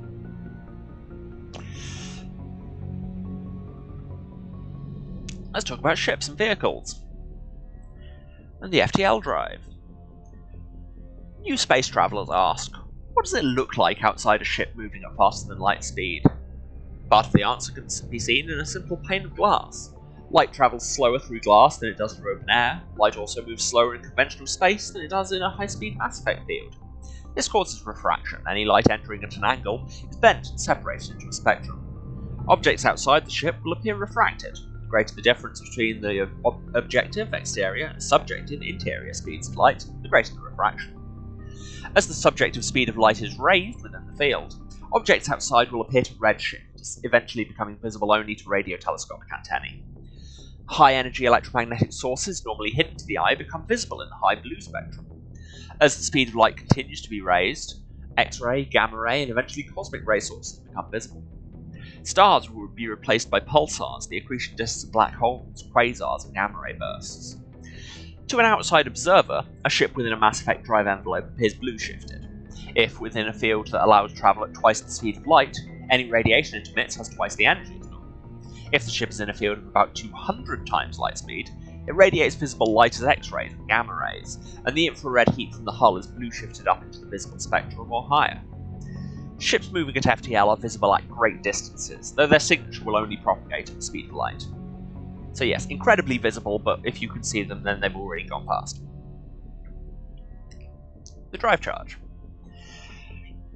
As positive or negative electric current is passed through an FTL drive core, it requires a static electrical charge. Drives can be operated an average of 50 hours before they reach charge saturation. This change is proportional to the magnitude of mass reduction. A heavier or faster ship reaches saturation more quickly. If the charge is allowed to build, the core will discharge into the hull of a ship. All ungrounded crew members are fried to a crisp, all electronic systems are burned out, and metal bulkheads may be melted and fused together. How many times do you think it took them to figure this out? There's your Space Mary Celeste story. The safest way to discharge a core is to land on a planet and establish a connection to the ground, like a lightning rod. Larger vessels, like dreadnoughts, cannot land and must discharge into a planetary magnetic field. The ship passes the charge from the drive core to the exterior armoured hull, then dives into the magnetic field. As the hull discharges, sheets of lightning jump away into the field, creating beautiful auroral displays on the planet. The ship must retract its sensors and weapons while dumping charge to prevent damage, leaving it blind and helpless. Discharging at a moon with a weak magnetic field can take days. Discharging into the powerful field of a gas giant may require less than an hour. Deep space facilities such as the Citadel often have special discharge facilities for visiting ships. This is all a cool detail. It feels very Larry Niven. Gotta get the physics of that FTL travel in there. Space combat! Heat limits the length and intensity of ship-to-ship combat. Starships generate enormous heat when they fire high-energy weapons, perform maneuvering burns, and run on-board combat electronics. In combat, warships produce heat more quickly than they can disperse it. As heat builds within a vessel, the crewed spaces become increasingly uncomfortable. Before the heat reaches lethal levels, a ship must win or retreat by entering FTL. After an FTL run, the ship halts, shuts down non-essential systems, and activates the heat radiation gear. Combat endurance varies by ship design and by the battle's locations. Battles in the deep cold of interstellar space can go on for some time. Engagements close to a star are brief. Since habitable worlds are usually close to a star, battles over them are frantic. Crew considerations. Cabins give each individual 10 cubic meters of space. On larger vessels, private rooms are common. As ships get smaller, the number of crew packed into a single wardroom increases. Asari prefer shared spaces even on large vessels, while Krogan territorial instincts make it impossible for them to cohabitate even on the smallest ships. On smaller vessels, hot bunking is the norm. Crew members are assigned to different watches, share the same bunk. When one gets off duty, he wakes up the person in the bunk. While that crewman is on duty, the first gets his rack time. Spacecraft compartments can be isolated by airtight doors in case of decompression. The cinematic vision of explosive decompression is fiction. Hold compartments either take enough damage that occupants are killed instantly, or leak slowly enough that they're able to reach protective gear. Compartments are equipped with emergency life support apparatus, fireproof plastic bubbles with air bottles. Small when stowed, also comfortably accommodate one individual inflated. Damage control procedure cuts off ventilation to burning compartments. Without oxygen to consume, fires die in seconds. The compartment is repressurized afterwards for crew recovery. Mass effect fields create an artificial gravity, or agrav, plane below the decks, preventing muscle atrophy and bone loss at 0G. Large vessels arrange their decks perpendicular to their thrust axis. The highest decks are at the bow and the lowest at the engines. This allows agrav to work with the inertial effects of thrust. Ships that can land arrange their decks laterally so that the crew can move about while the vessel's on the ground. Warships normally turn off their agrav systems during combat, reducing the heat generated by systems and increasing combat endurance. To provide a point of reference for navigating in 0G, floors are painted a different colour from the walls and ceiling. Cruisers. Cruiserweight starships are the standard combat unit encountered away from large naval bases that pour bloody infantry of most fleets. Nimble scouting frigates have neither the punch nor the stamina to stand up to serious combat, and the mighty dreadnoughts are a strategic resource, carefully hoarded and committed to the most critical battles. Cruisers perform routine independent show the flag patrols in settled systems and lead flotillas of frigates in small engagements, such as pirate suppression campaigns. In major fleet engagements, cruiser squadrons support the dreadnought battle line by screening their flanks against enemies attempting to maneuver for a main gun bow shot from their vulnerable broadsides. Alliance cruisers are named after cities of Earth, like, for example, Normandy. Which is an area, but I think that's what they were going for. Speaking of dreadnoughts, the dreadnought is the ultimate arbiter of space warfare. Millions of tons of metal, ceramic, and polymer dedicated to the projection of firepower against an enemy vessel of like ability. No sane commander would face a dreadnought with anything less than another dreadnought. A dreadnought's power lies in the length of its main gun. Dreadnoughts range from 800 meters to 1 kilometer long, with a main gun of commensurate length. An 800-meter mass accelerator is capable of accelerating one 2-kilogram slug to a velocity of 283 kilometers per second every 2 seconds. Each slug has the kinetic energy of 38 kilotons of TNT, 3 times the energy released by the fission weapon that destroyed Hiroshima. Mass drivers are scary, y'all. When used to bombard planets, some of this kinetic energy is lost due to atmospheric re-entry friction. As a rule of thumb, each Earth atmosphere of air pressure saps approximately 20% of a projectile's impact energy. Also, other problems with bombarding a planet from orbit with mass drivers, in that it's horrific. But who am I to say? The Turian fleet presently has 37 dreadnoughts, the Asari 21, and the Solarians 16. Humanity has 6, with an additional hull under construction at Arcturus Station. Alliance battleships are named from the mountains of Earth, so we have the Everest class, the Everest, the Fuji, and the Elbrus, and Kilimanjaro class, Kilimanjaro, the Taishan, the Shasta, and the Aconcagua under construction. On the other end of the scale, fighters. Fighters are single-pilot combat small craft. They're lightweight enough that they can be economically fitted with powerful element zero cores, making them capable of greater acceleration and sharper maneuvers than starships. Kinetic barrier shields change starship battles from short, vicious bloodbaths to extended, indecisive slugging matches. Only the main gun of a dreadnought could punch a mass accelerator slug through the barriers of an opposing dreadnought. Sorry, just momentarily distracted by the fact that they've spelled dreadnought, like both ways, in the same sentence. Editing. This changed with the development of the fighter-launched mass disruptor torpedo, a short-range weapon that can penetrate kinetic barriers to destroy their projectile assemblies. Starship Guardian defenses must be overwhelmed through swarm tactics. Fighter groups can take heavy casualties pressing their torpedo attacks home. Once fighter-launched torpedoes have crippled an enemy's barriers, the mass accelerators on frigates and cruisers can make short work of them. Interceptors are a type of fighter optimized to attack other fighters, with no ability to damage starships. Interceptors are used to screen friendly units from incoming fighter attack. Frigates.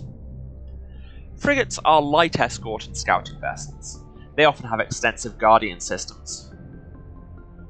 Eventually even their editor was like, I'm not reading the whole codex. And yet I am! What does that say about me? They often have extensive Guardian systems to provide anti-fighter screening for capital ships, and carry a squad of Marines for security and groundside duty. Unlike larger vessels, frigates are able to land on planets. Frigate drive systems allow them to achieve high FTL cruise speeds. They also have proportionally larger thrusters and lighter design mass, allowing them to maneuver more handily. In combat, speed and maneuverability make a frigate immune to the long-range fire of larger vessels. In the time it takes projectiles to reach them, frigates are no longer where they were predicted to be. In fleet combat, frigates are organised into wolf-pack flotillas of 4 to 6.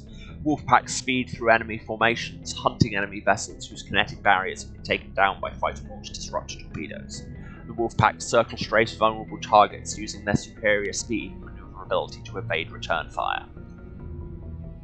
Is circle strafing a term used in actual military tactics, or has it just arisen from video games? I honestly don't know. Interesting thought.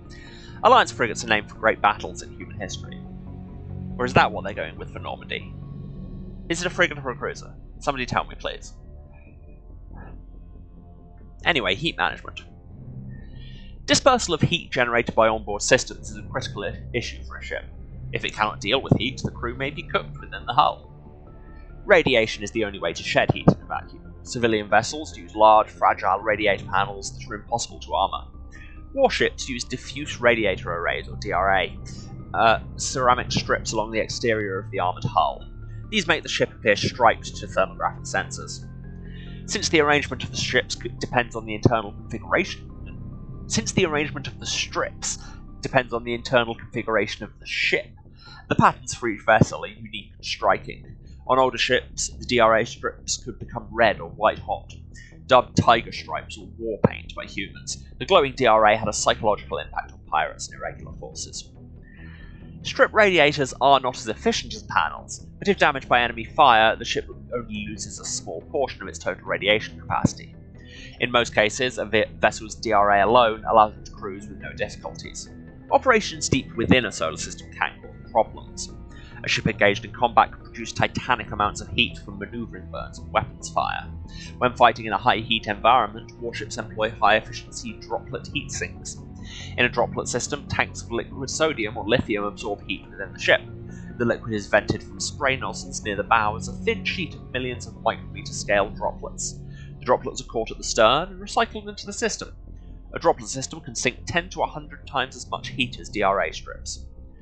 Droplet sheets resemble a surface ship's wake through the water. Wake peels out in sharp turns, spreading a fan of droplets as the ship changes vectors and leaves the coolant behind. I feel like there's another weird physics thing in there, but I can't quite place it, because you're venting the stuff to get rid of the heat, the coolant absorbs the heat, and then you vent it, and then you just pick it up again and store it and use. That seems like it wouldn't work. I mean, presumably it's venting all of that into space through radiation.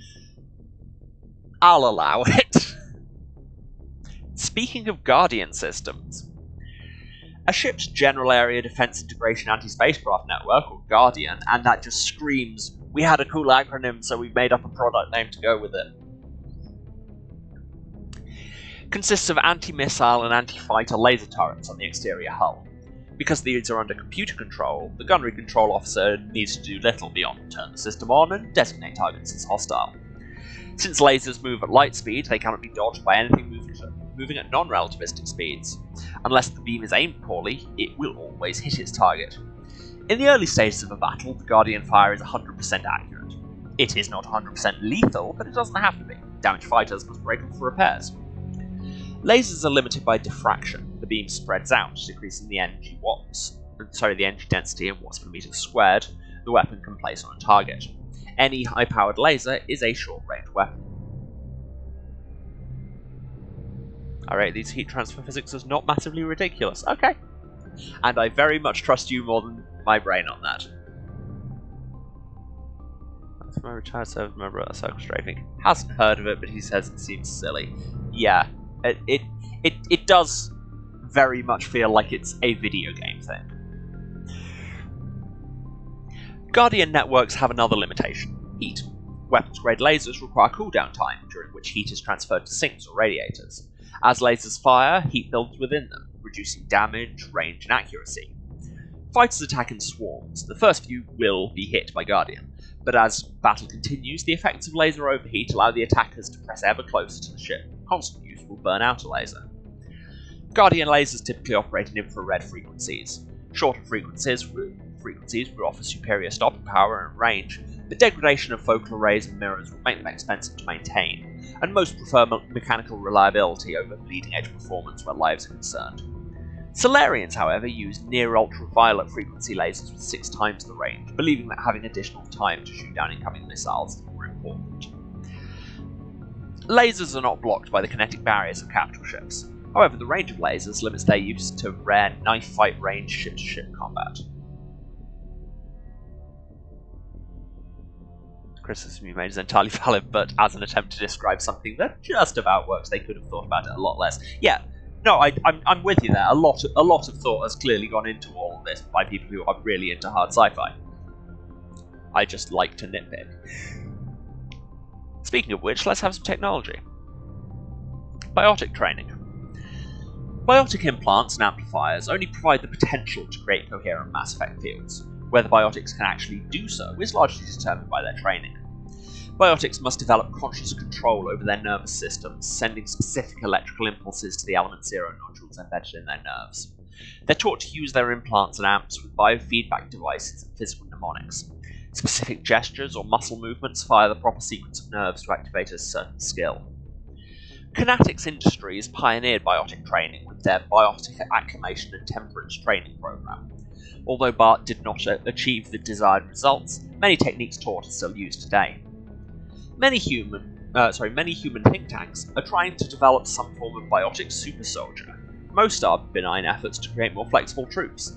Others, less publicly known, are unapologetic attempts to create Nietzschean supermen. Again, that tracks. Communications. Real-time communication is possible thanks to networks of expensive mass relay convoys that can daisy chain of transmission via lasers. Convoys are maintained in patterns built outward from each mass relay. The buoys are little more than a cluster of primitive miniature mass relays.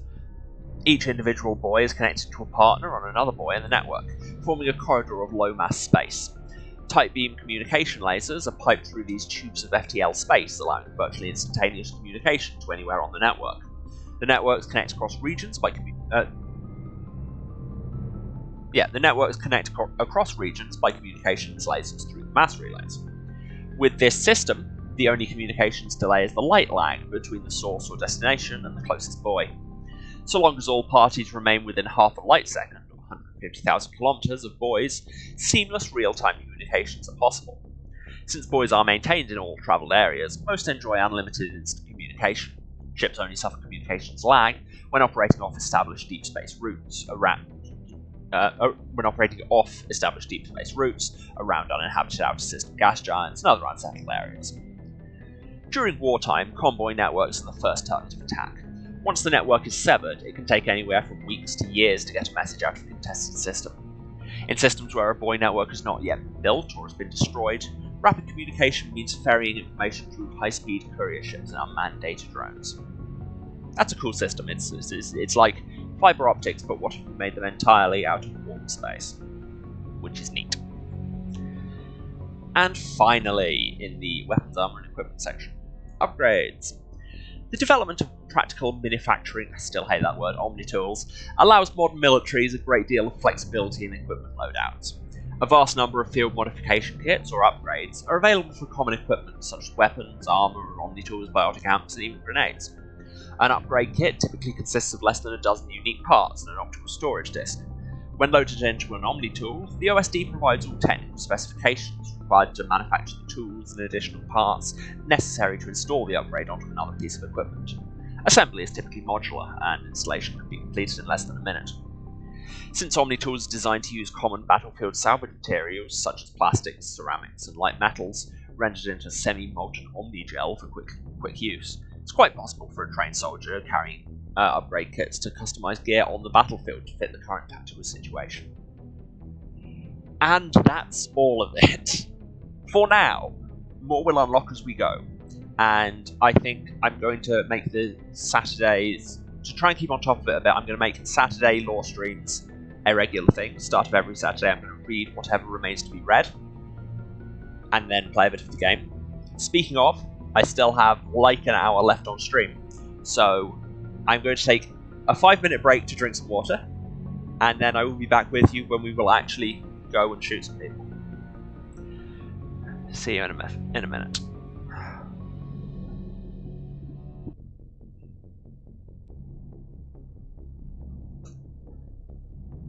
And we're back. Shall we actually play some dang game now that we've just read a short novel?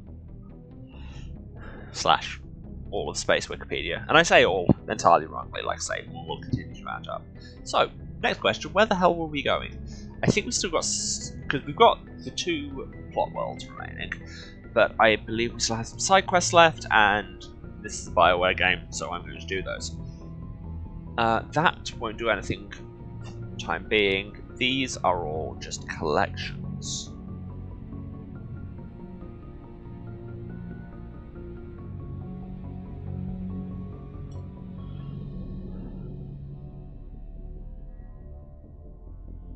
Oh good, I am. I think there must be some lag on my read on the stream. I was just thinking that I hadn't switched away from the break title. Okay, we're good, we're good. Yes, these are all just my various collections, so all that those will be is just picking stuff up as we go to various planets. Privateers was... Oh yes, Guy...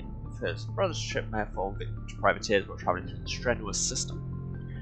Or there's this Cerberus facility, because we just found Hoku's body in a Cerberus research station, and also lots of illegal experimentation, and also we died, like, a few times. So frankly, I think we're going to head for Cerberus first, just because, you know, I have a personal grudge. Oh, I haven't turned sound effects back on, I had them all muted, because otherwise there is normally all the difference between the primary and secondary codex is that there will be the primary ones are fully voiced, and I didn't want you to have to hear two of us talk about it, especially because the guy talks really slowly and doesn't go off on weird tangents like me. So I turned those off. Yay! Now I make noises again.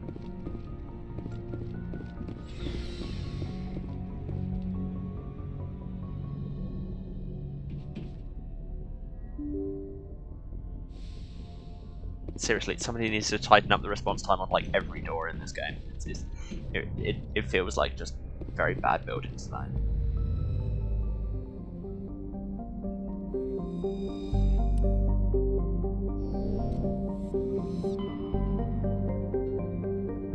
Oh, we're in the Voyager cluster. Oh, in that case, this was definitely the right one to pick.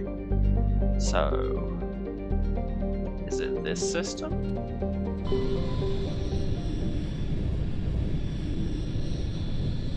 Commander, incoming signal from 5th Fleet HQ on the Citadel. Oh, exciting Commander times. Shepard, something uncomfortable has just come up.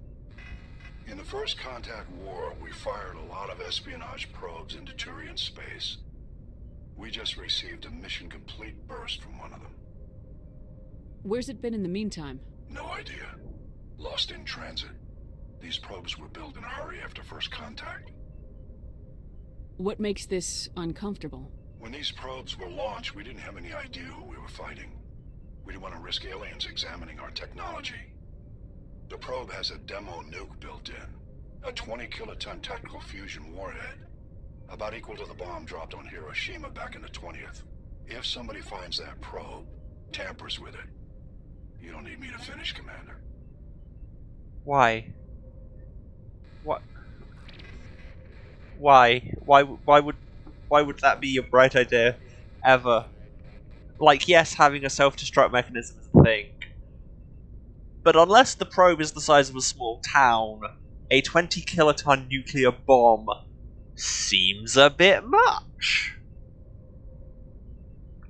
Insert comment about America, I guess. I understand this must be handled, but I don't have anyone trained to deal with this sort of thing, sir. I know. I wouldn't ask if it wasn't important. These probes have been classified for 26 years. The Council will call Humans are very into overkill. traps Yeah. dangerous and irresponsible. The Alliance would face such if they find this probe.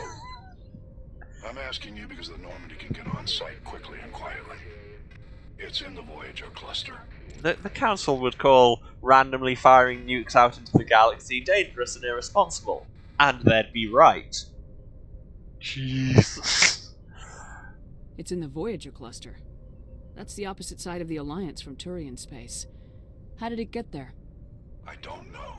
It's possible someone recovered it safely and brought it there. It's also possible it got very badly lost.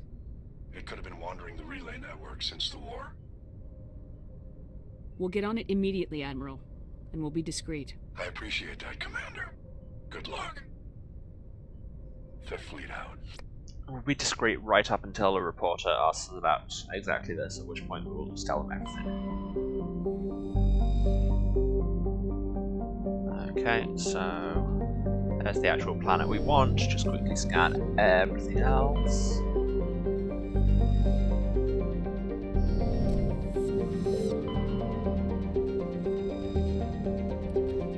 Get some polonium.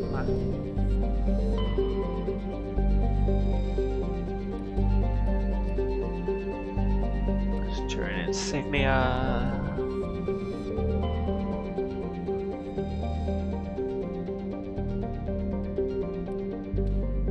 Some nitrogen, which seems like it shouldn't be hard to find. There's a lot of it about. And now we go to the weirdly pleasingly named planet of Agabinium.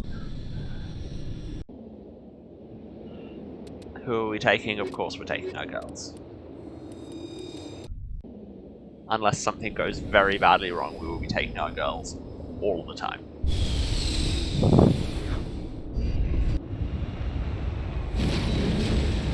But now we know why we can drop the Mako out of a spaceship and not die. So there's a nice little bit of story integration. Although I couldn't help but notice that we did all that reading talks about Element Zero a lot, but we still don't have the article that actually tells you what it is. Okay, we have the homing beacon there, some debris, an anomaly. Let's head to the homing beacon first, because it's round on the flat. Ooh. I say this a lot, but that's a pretty landscape in the sky. Yep. So many possible wallpapers in this game.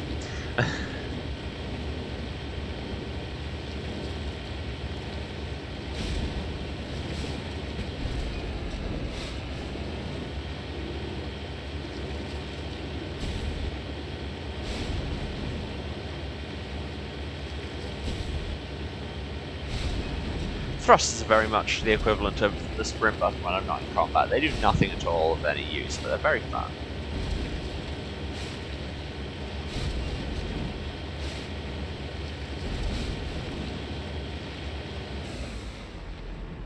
Moving out. I do kind of love that the fleet's reaction to this has been, yes, we know you're not trained to deal with a 20 kiloton nuke, but can you do it anyway? And we're just like, yeah, seems legit. The signal is coming from a mine? A trap. It has to be. It does have to be. I concur. This did not crash. Someone moved it here. They may not know what they have. Let's find it before they set it off. All right, Shepard. That is a remarkably charitable way of seeing it, but... Fifth, that electronics score. We're going to be fine. Charlie's going to be fine. Oh, or you fear that our electronics will be too low to do this. Honestly, you might be right, but at the same time, the game has to be built in such a way that even people without the electronic skill, so playing as soldier or whatever, will be able to do it. So, I'm going to assume that we'll be fine, and if we're not fine... Actually, no. I'm going to assume that we'll be fine, but also, I'm going to quick save.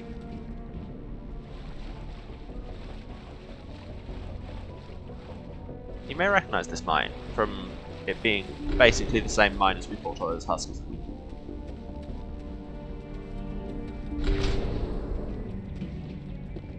Hello, anybody want to ambush us? We are not subtle.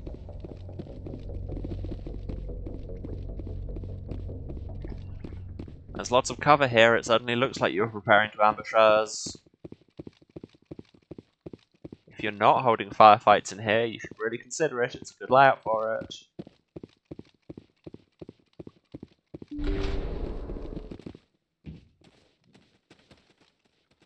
Oh, signal's just through this door. Let's see what goes wrong. Oh, hey. Seismic charge. Someone did that on purpose. Didn't jump on that. Jump at that at all. At last.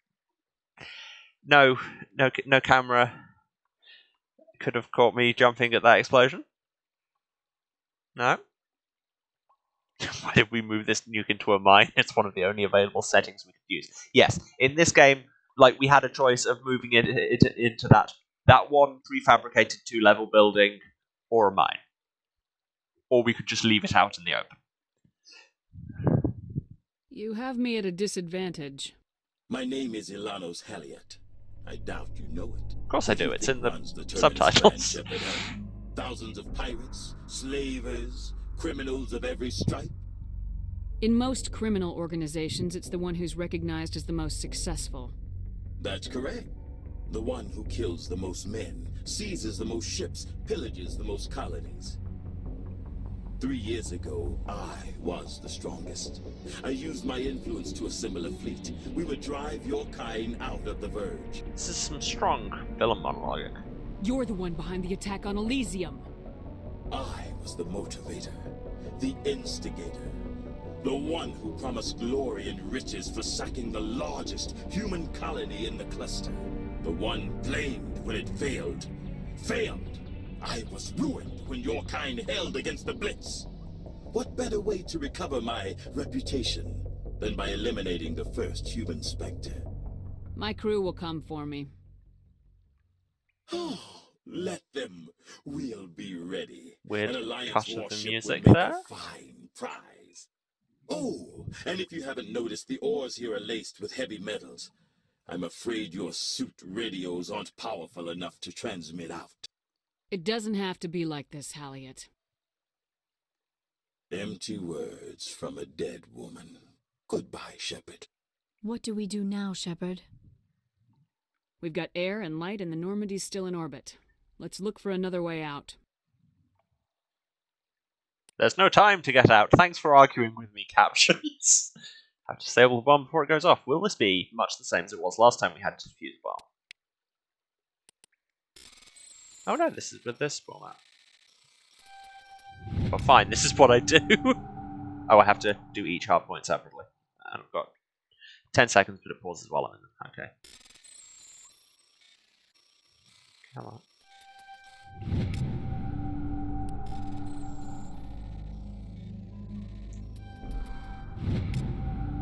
I've disabled the bomb. That's a weirdly understated tooltip, thanks game. Yes, that would have cost me 300 Omnigel to do manually, which is, I believe, more Omnigel than I have. But luckily, I'm really good at that minigame.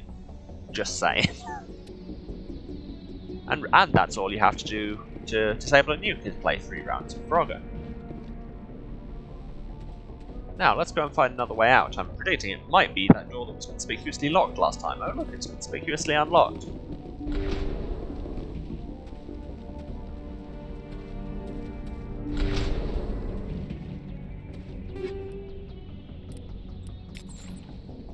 So, Pirate King Alanis Halliot, this fiendish plan has been significantly less fiendish than you thought it was, on account of it failed almost instantly. Very mwahaha, I am a genius! Oh, you're already out. Well.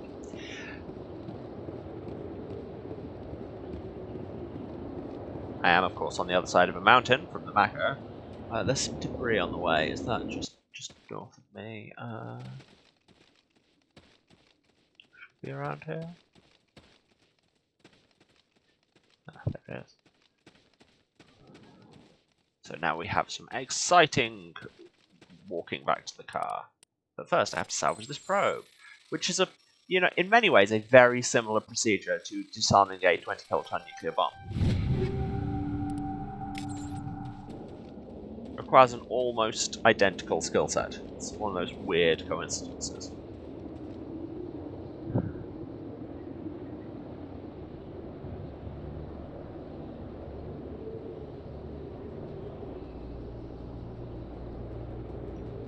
Wait, what? It says the Mako's here? Why does it say the Mako's here? How did it get here?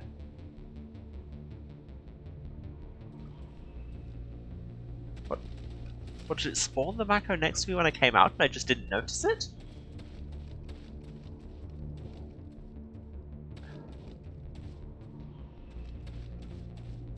Leisurely walk back. Show some hustle, Shepard. Press this button that does nothing except make it look like you're hustling.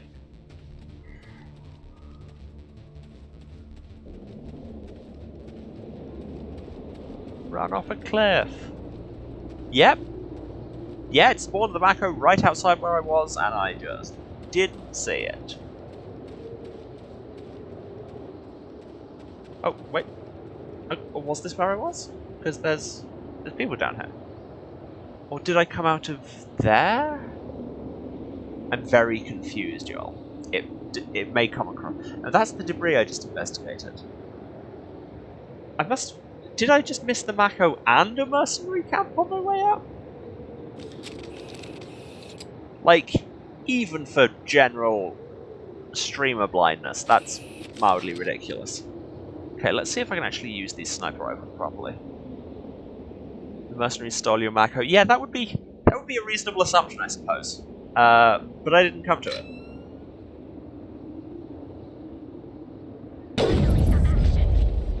I'm not sure if that hit.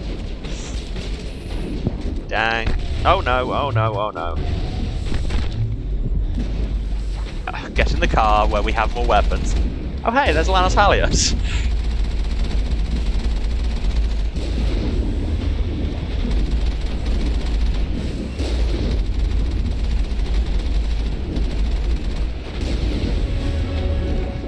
killed him. I leveled up.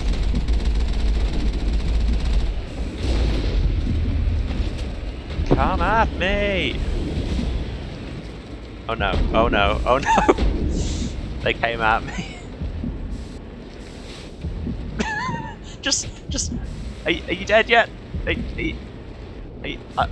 you dead yet? Why are you not dead yet? It's frankly rude of you that you are not dead yet. You...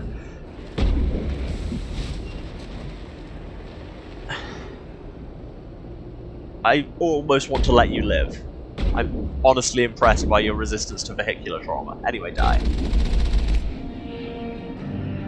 Haliat went through a lot of trouble to draw you here. A pity it ended like this, for him at least. Now that you're above ground, your suit radio and the re-established connection with Normandy. Time to get the hell out of here. Why was the man still on the planet with the nuke? Honestly, that's a great question. Like, if you're going to set a trap involving a 20 kiloton nuke to take down your enemy, maybe don't just be, like, next to the same mountain that it's in. Just as a thought. And if you want to, and if it's because you want to do the killing personally, why not, you know, actually come and do it personally in the first place? The two halves of this plan seem not to reconcile terribly well. Oh no. No, this is a bad plan.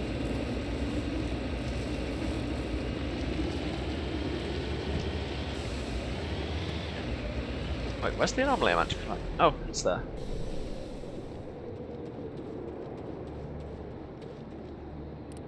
An artifact. Let's pick up something off this body, a procedure which is almost identical to disarming a 20 kiloton nuclear bomb. Turian insignia. Okay, so, in conclusion, this was not the right system to go to for that Cerberus mission, and I should really look up what that was about. So, Nephron in the Columbia system of the Voyager cluster. Okay, also, did I say I got a level? Yes. What do I put all my points into? Is there anything where 2 will get me a new ability? Because I usually go for those first. Decryption. Putting them into decryption will get the first aid tree. And I should probably be putting points into electronics and decryption anyway, just to get them up to master so that I can unlock everything. So.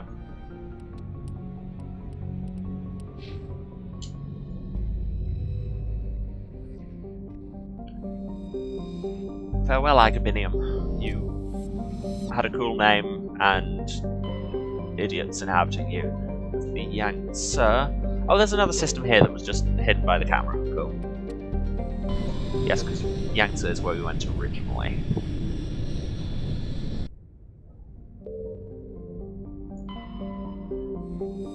Scan all the other planets. That's Nephron, which is the one we're going to. Monteheta. They've gone for some very interesting planet names, I'll say that. Romar. The Barbarian. Get a medallion.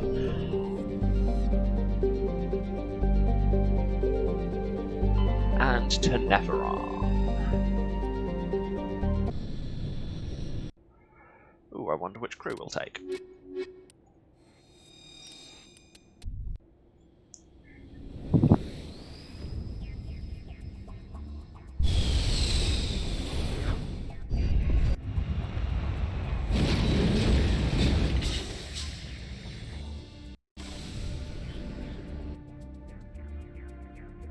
Okay, there's the secret underground Cerberus facility. You can tell because of the big exclamation mark. Let's head for that anomaly first. Kind of want to just run into the Cerberus base, like, hey guys, how stupid is your evil plan? It's got competition.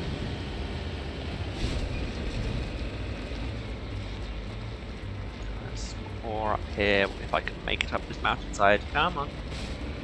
There you go.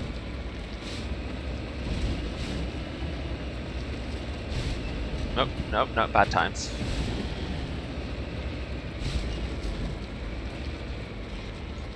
Not that way, come on. Ah! Sudden light bloom. My eyes are unimpressed.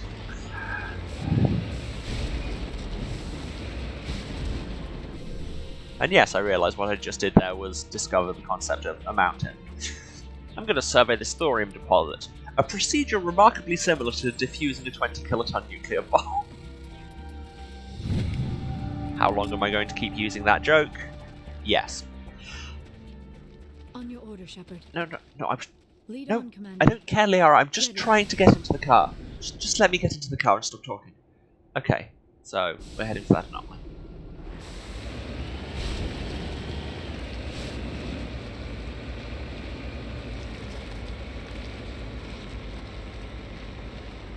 Nope. Nah. I'm backsliding. Come on. Tack. There we go.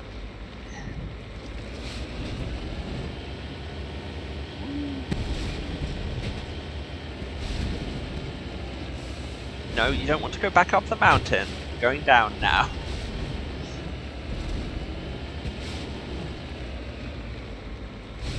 If Rex is Team Dad, then the Mako is all of our rebellious child.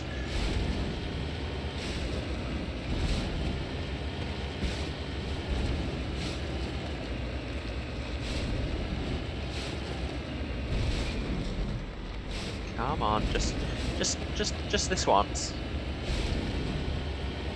I have half an hour left of this stream. It would be super cool if we could actually get anywhere by then.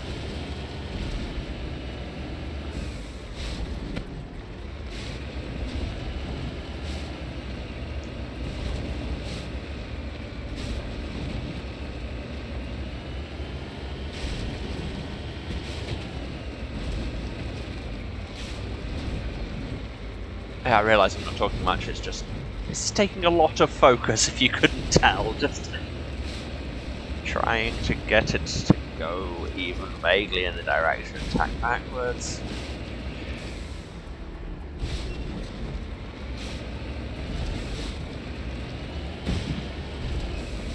Wait, I missed it. I think I may have just driven straight over whatever I meant to be picking up. Where are the knob? Oh, yep, it's a corpse again.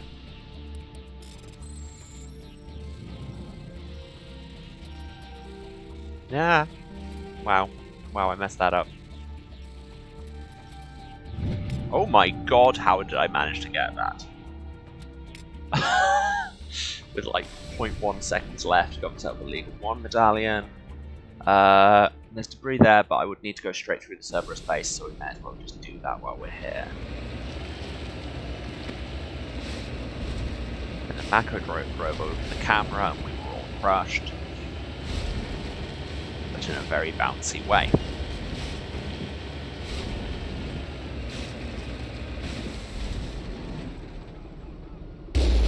Yeah. Rocket sniped.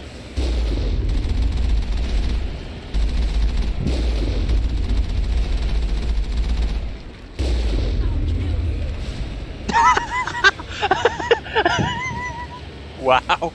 That's the polar opposite of that one guy in the other mercenary camp who was impossible to run over. You just came near her and doo! Something Mass Effect Fields, I guess.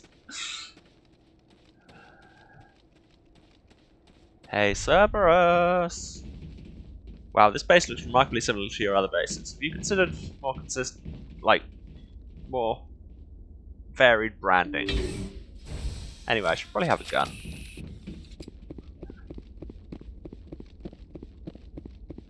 I come bearing the Gospel of Interior Design and also this gun.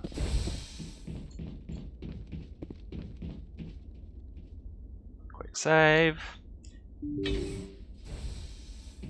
Enemy contact! I will destroy you! Ah, snipers. I'm being flanked, aren't I? Guys, keep them off my flanks. I'm trying to not die. Okay, no, I'm gonna run. Running. Okay, can I bring everyone back, please?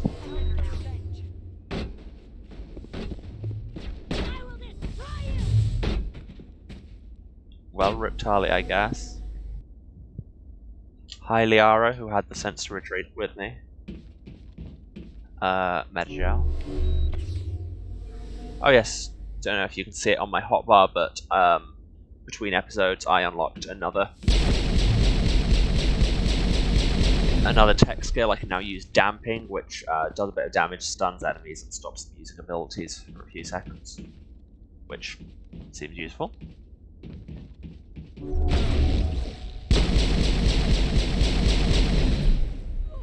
Also, my gun now fires radioactive rounds, which also kind of seems a little bit like it might be a war crime. I'd need to check the tapes on that.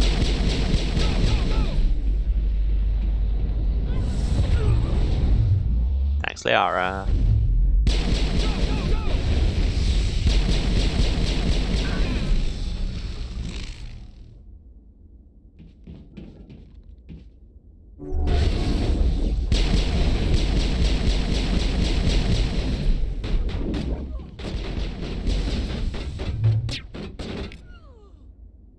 Shields back. Yes, this does feel like a slightly cheesy and uninteresting way to win this fight. But on the upside, it means winning this fight. A skill that I have not demonstrated the greatest mastery of thus far. I'll kill you!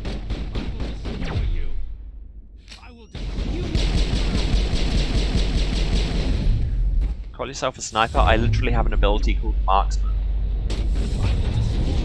Oh, you're also a sniper. That's bad.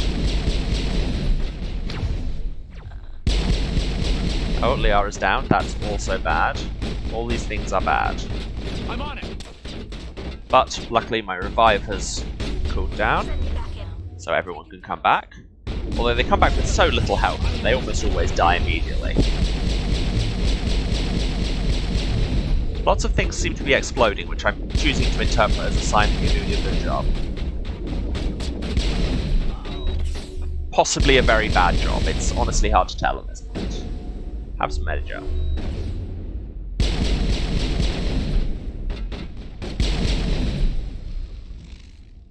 Could I have used my sniper rifle in that fight? Perimeter secured. Perhaps. However, do I continually forget that I'm playing as an infiltrator and even have decent access to a sniper rifle? Also, yes. Anybody else for bullets? I got bullets.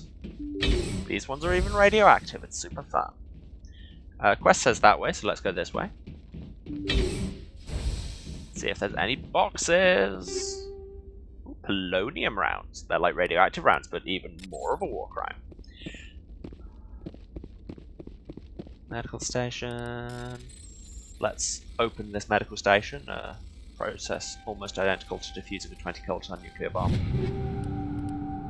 Get some more armor that I probably won't use. Ooh, many boxes in here.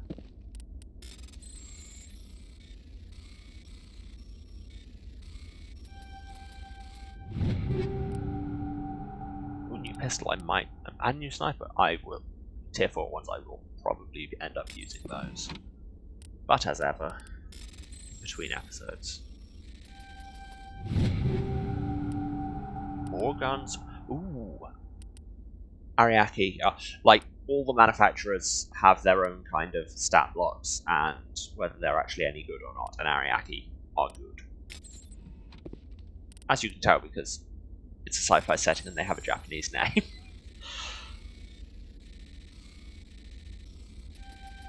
Ah! Dang it. Well, guess I'm using Omnigel on that. To get a pistol from Ariake. Excellent. So many boxes.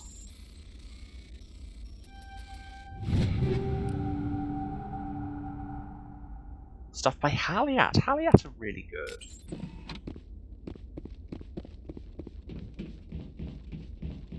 Mercenaries. Wait, no, these aren't mercenaries anymore. This is Cerberus. I was about to say, where did you get all this cool stuff? But Cerberus are literally a paragovernmental military black ops outfit. It makes perfect sense that they would have access to all this stuff, including all the war crime bullets. Let's poke this computer. Cautiously press a few buttons and an alarm chimes. The optical database is flashing itself. Quickly, you copy as many files as you can to your hard suit's internal computer. Its memory wiped, the computer shuts down. The files are sure to be encrypted. You've got time to crack them.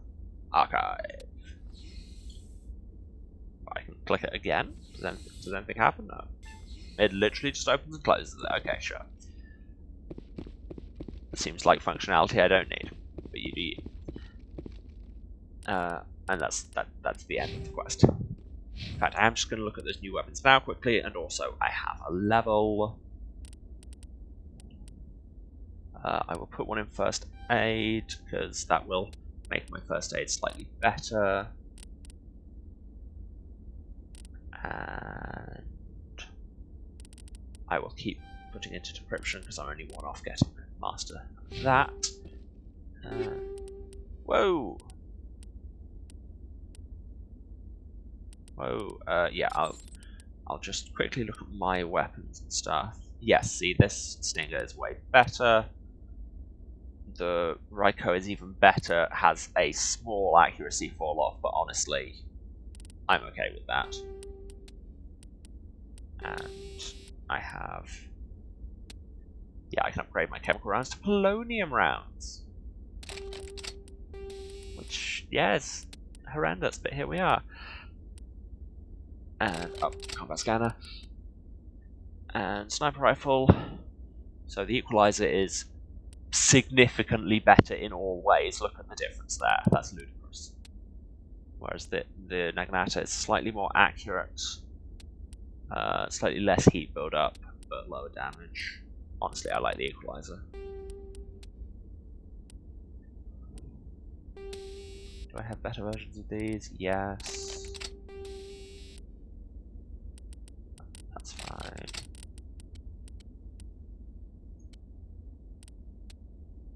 That armor is way worse than what I've got on. Because it's human armor, Liara could use it. Is it worse than what she's got on? Significantly lower tech and biotic protection, but frankly, for that... oh wait, no, sorry, that's a different thing entirely.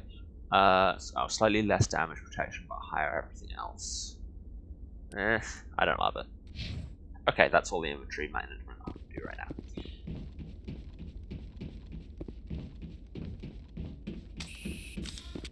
But hey, we did the quest. In fact, we did both the quests, and I still have 20 minutes. There's some debris to pick up on the surface. And then, I might actually go and start a plot world. I know, shock. Oh wait, no, there was that other one, the Privateers one, in the Strenuous system. Probably go there. Strenuous system seems like it would be a condition on Theme Hospital. In a joke that is very funny if you happen to play Theme Hospital and are me. Anybody else remember that game? Amazing. Was it actually amazing, or was I just a child? Say, I choose to believe the former. Ram it!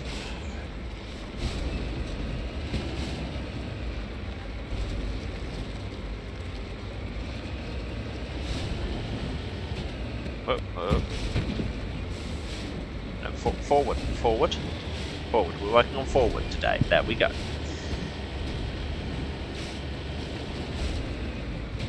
See, when you go forward, you get to do cool jumps like this. The Mako just really likes doing cool jumps. You just got to learn how to leverage that to your own agenda.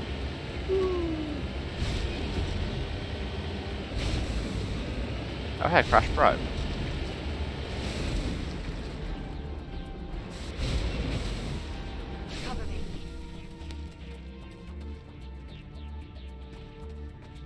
Let's salvage it. A procedure almost identical to defusing a 20-kiloton nuclear bomb. Ooh, tier 5 stuff. I think that's the first ones we've got. Okay. No, I don't want to talk to you, I want to get to the car. And then I want to go back to the ship. Thank you very much. Transmission coming in, Commander. I think you're going to want to hear this one. Greetings, Commander Shepard.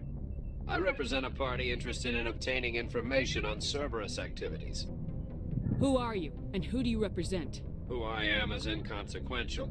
Suffice to say, I am an agent for the Shadow Broker.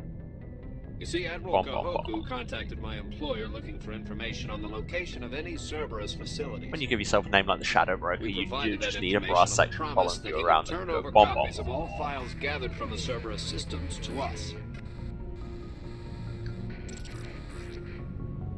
For once, I feel this warrants investigating. Did you have anything to do with Admiral Kahoku ending up dead? We had no reason to harm him. He was going to provide us with information about Cerberus. Information that is now in your possession. Stream keeps pausing. That's unfortunate. Yeah, I'm getting a little bit of that on my readout, and we are getting more and more lag as well. So it might be Twitch. I think they're very busy at the minute. At the same time, it could be my internet for the uploading, in which case, sorry. There are other people on this Wi-Fi, so it could well be that. I can only apologize. These are classified Alliance files. I'm not handing them over to you. Be reasonable, Commander. Cerberus was operating outside Alliance jurisdiction. You don't owe them any loyalty. The Alliance is just going to file this information away in some archive, but no secret stays hidden forever. Eventually, someone somewhere will deliver it into our hands. Might as well be you. Transmit the files to us and you will be well compensated. What are you gonna do with this information? Information is a commodity. It can be bought, sold, or traded. Why my employer desires this information We is are not my information concern. brokers. We are going to I am only the broker buyer. it. My loyalty is to the Alliance, not the Shadow Broker. That is unfortunate, Commander. My employer will remember this. The Was next that the time wrong he needs choice? something from Did us. I just do it because of Paragon positioning? Who can say? Probably one of those. Right, so in the Horsehead Nebula, not the PAX system, the Strenuous system.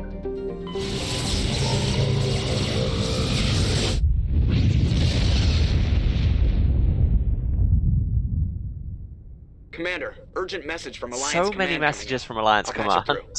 Shepard, this is Admiral Hackett from Alliance Command. We've got a situation here, and you're the only one that can handle it. Fun fact, did anyone recognize Hackett's voice when he cuts in to talk to us before every side quest? That's the one and only 80s B movie icon Lance Henriksen. What do you need, Admiral? There's an Alliance training ground where we test weapons and technology in live fire simulations. One of the VIs we use to simulate enemy tactics in the drills Rogue VIs. is no longer responding to our override commands. It's gone rogue. Are you telling me this computer is thinking on its own? We're not stupid, Shepard. This is a virtual intelligence, not a true AI.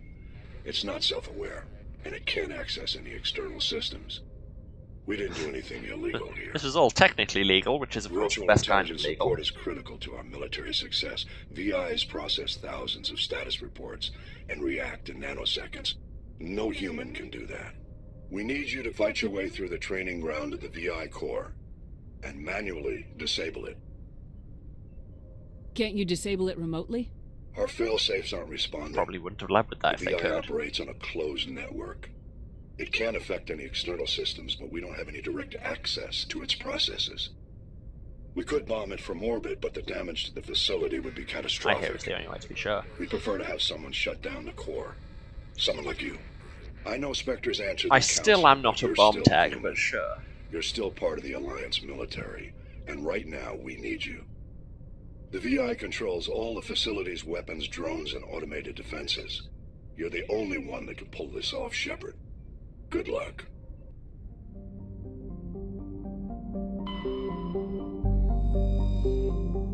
Let's look at some planets.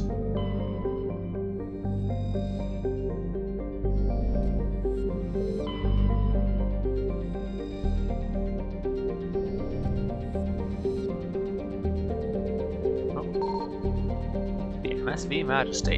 Is that... Right, that is the ship of the guy who got caught by privateers. Yes, wow, the stream is really bugging out for me. Again, really sorry about that. I don't know if it's my upload speed or what. Central radioactive particles possibly exhaust from a nuclear engine drive lead towards the nearby planet Zawin. So they presumably came from there. Level 1 cold hazard. Let's go on the other one. Fisalgon. There is nothing to harvest in this solar system, which is weird.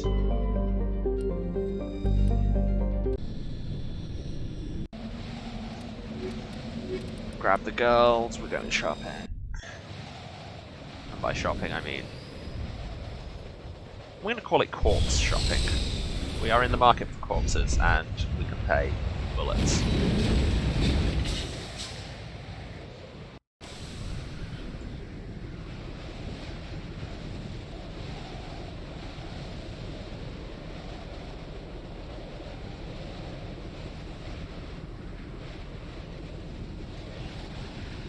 Yeah, actually, I tell you what. I would be finishing in 10 minutes. I'm meant to be finishing in 10 minutes anyway. As far as I can see on my end, the stream has just frozen completely. So, I think we will save it here. And pick up next time when hopefully Twitch will decide to cooperate with me more. So, I can only apologise for the technical problems. I'll see if I can do anything about it, but it might just be the vagaries of Twitch. But thanks for everyone who came. Thanks for everyone who stuck around through me reading an hour and 3/4 of Codex. I love you all. If you want to see more of this, I'm going through the whole trilogy, so subscribe. The next session will be on Tuesday at 2 PM GMT. That's 9 AM Eastern, 6 Pacific. And I stream regularly Tuesday, Thursday, Saturday at the same time. For more information, I mean, if you found this, you probably know where to find me, but on the off chance that you don't, you can find me on Twitter at Waruce, that's WARUCE. This wind is really loud to do a sign-off against. And yes, thanks to everyone for coming. I love you. Goodbye.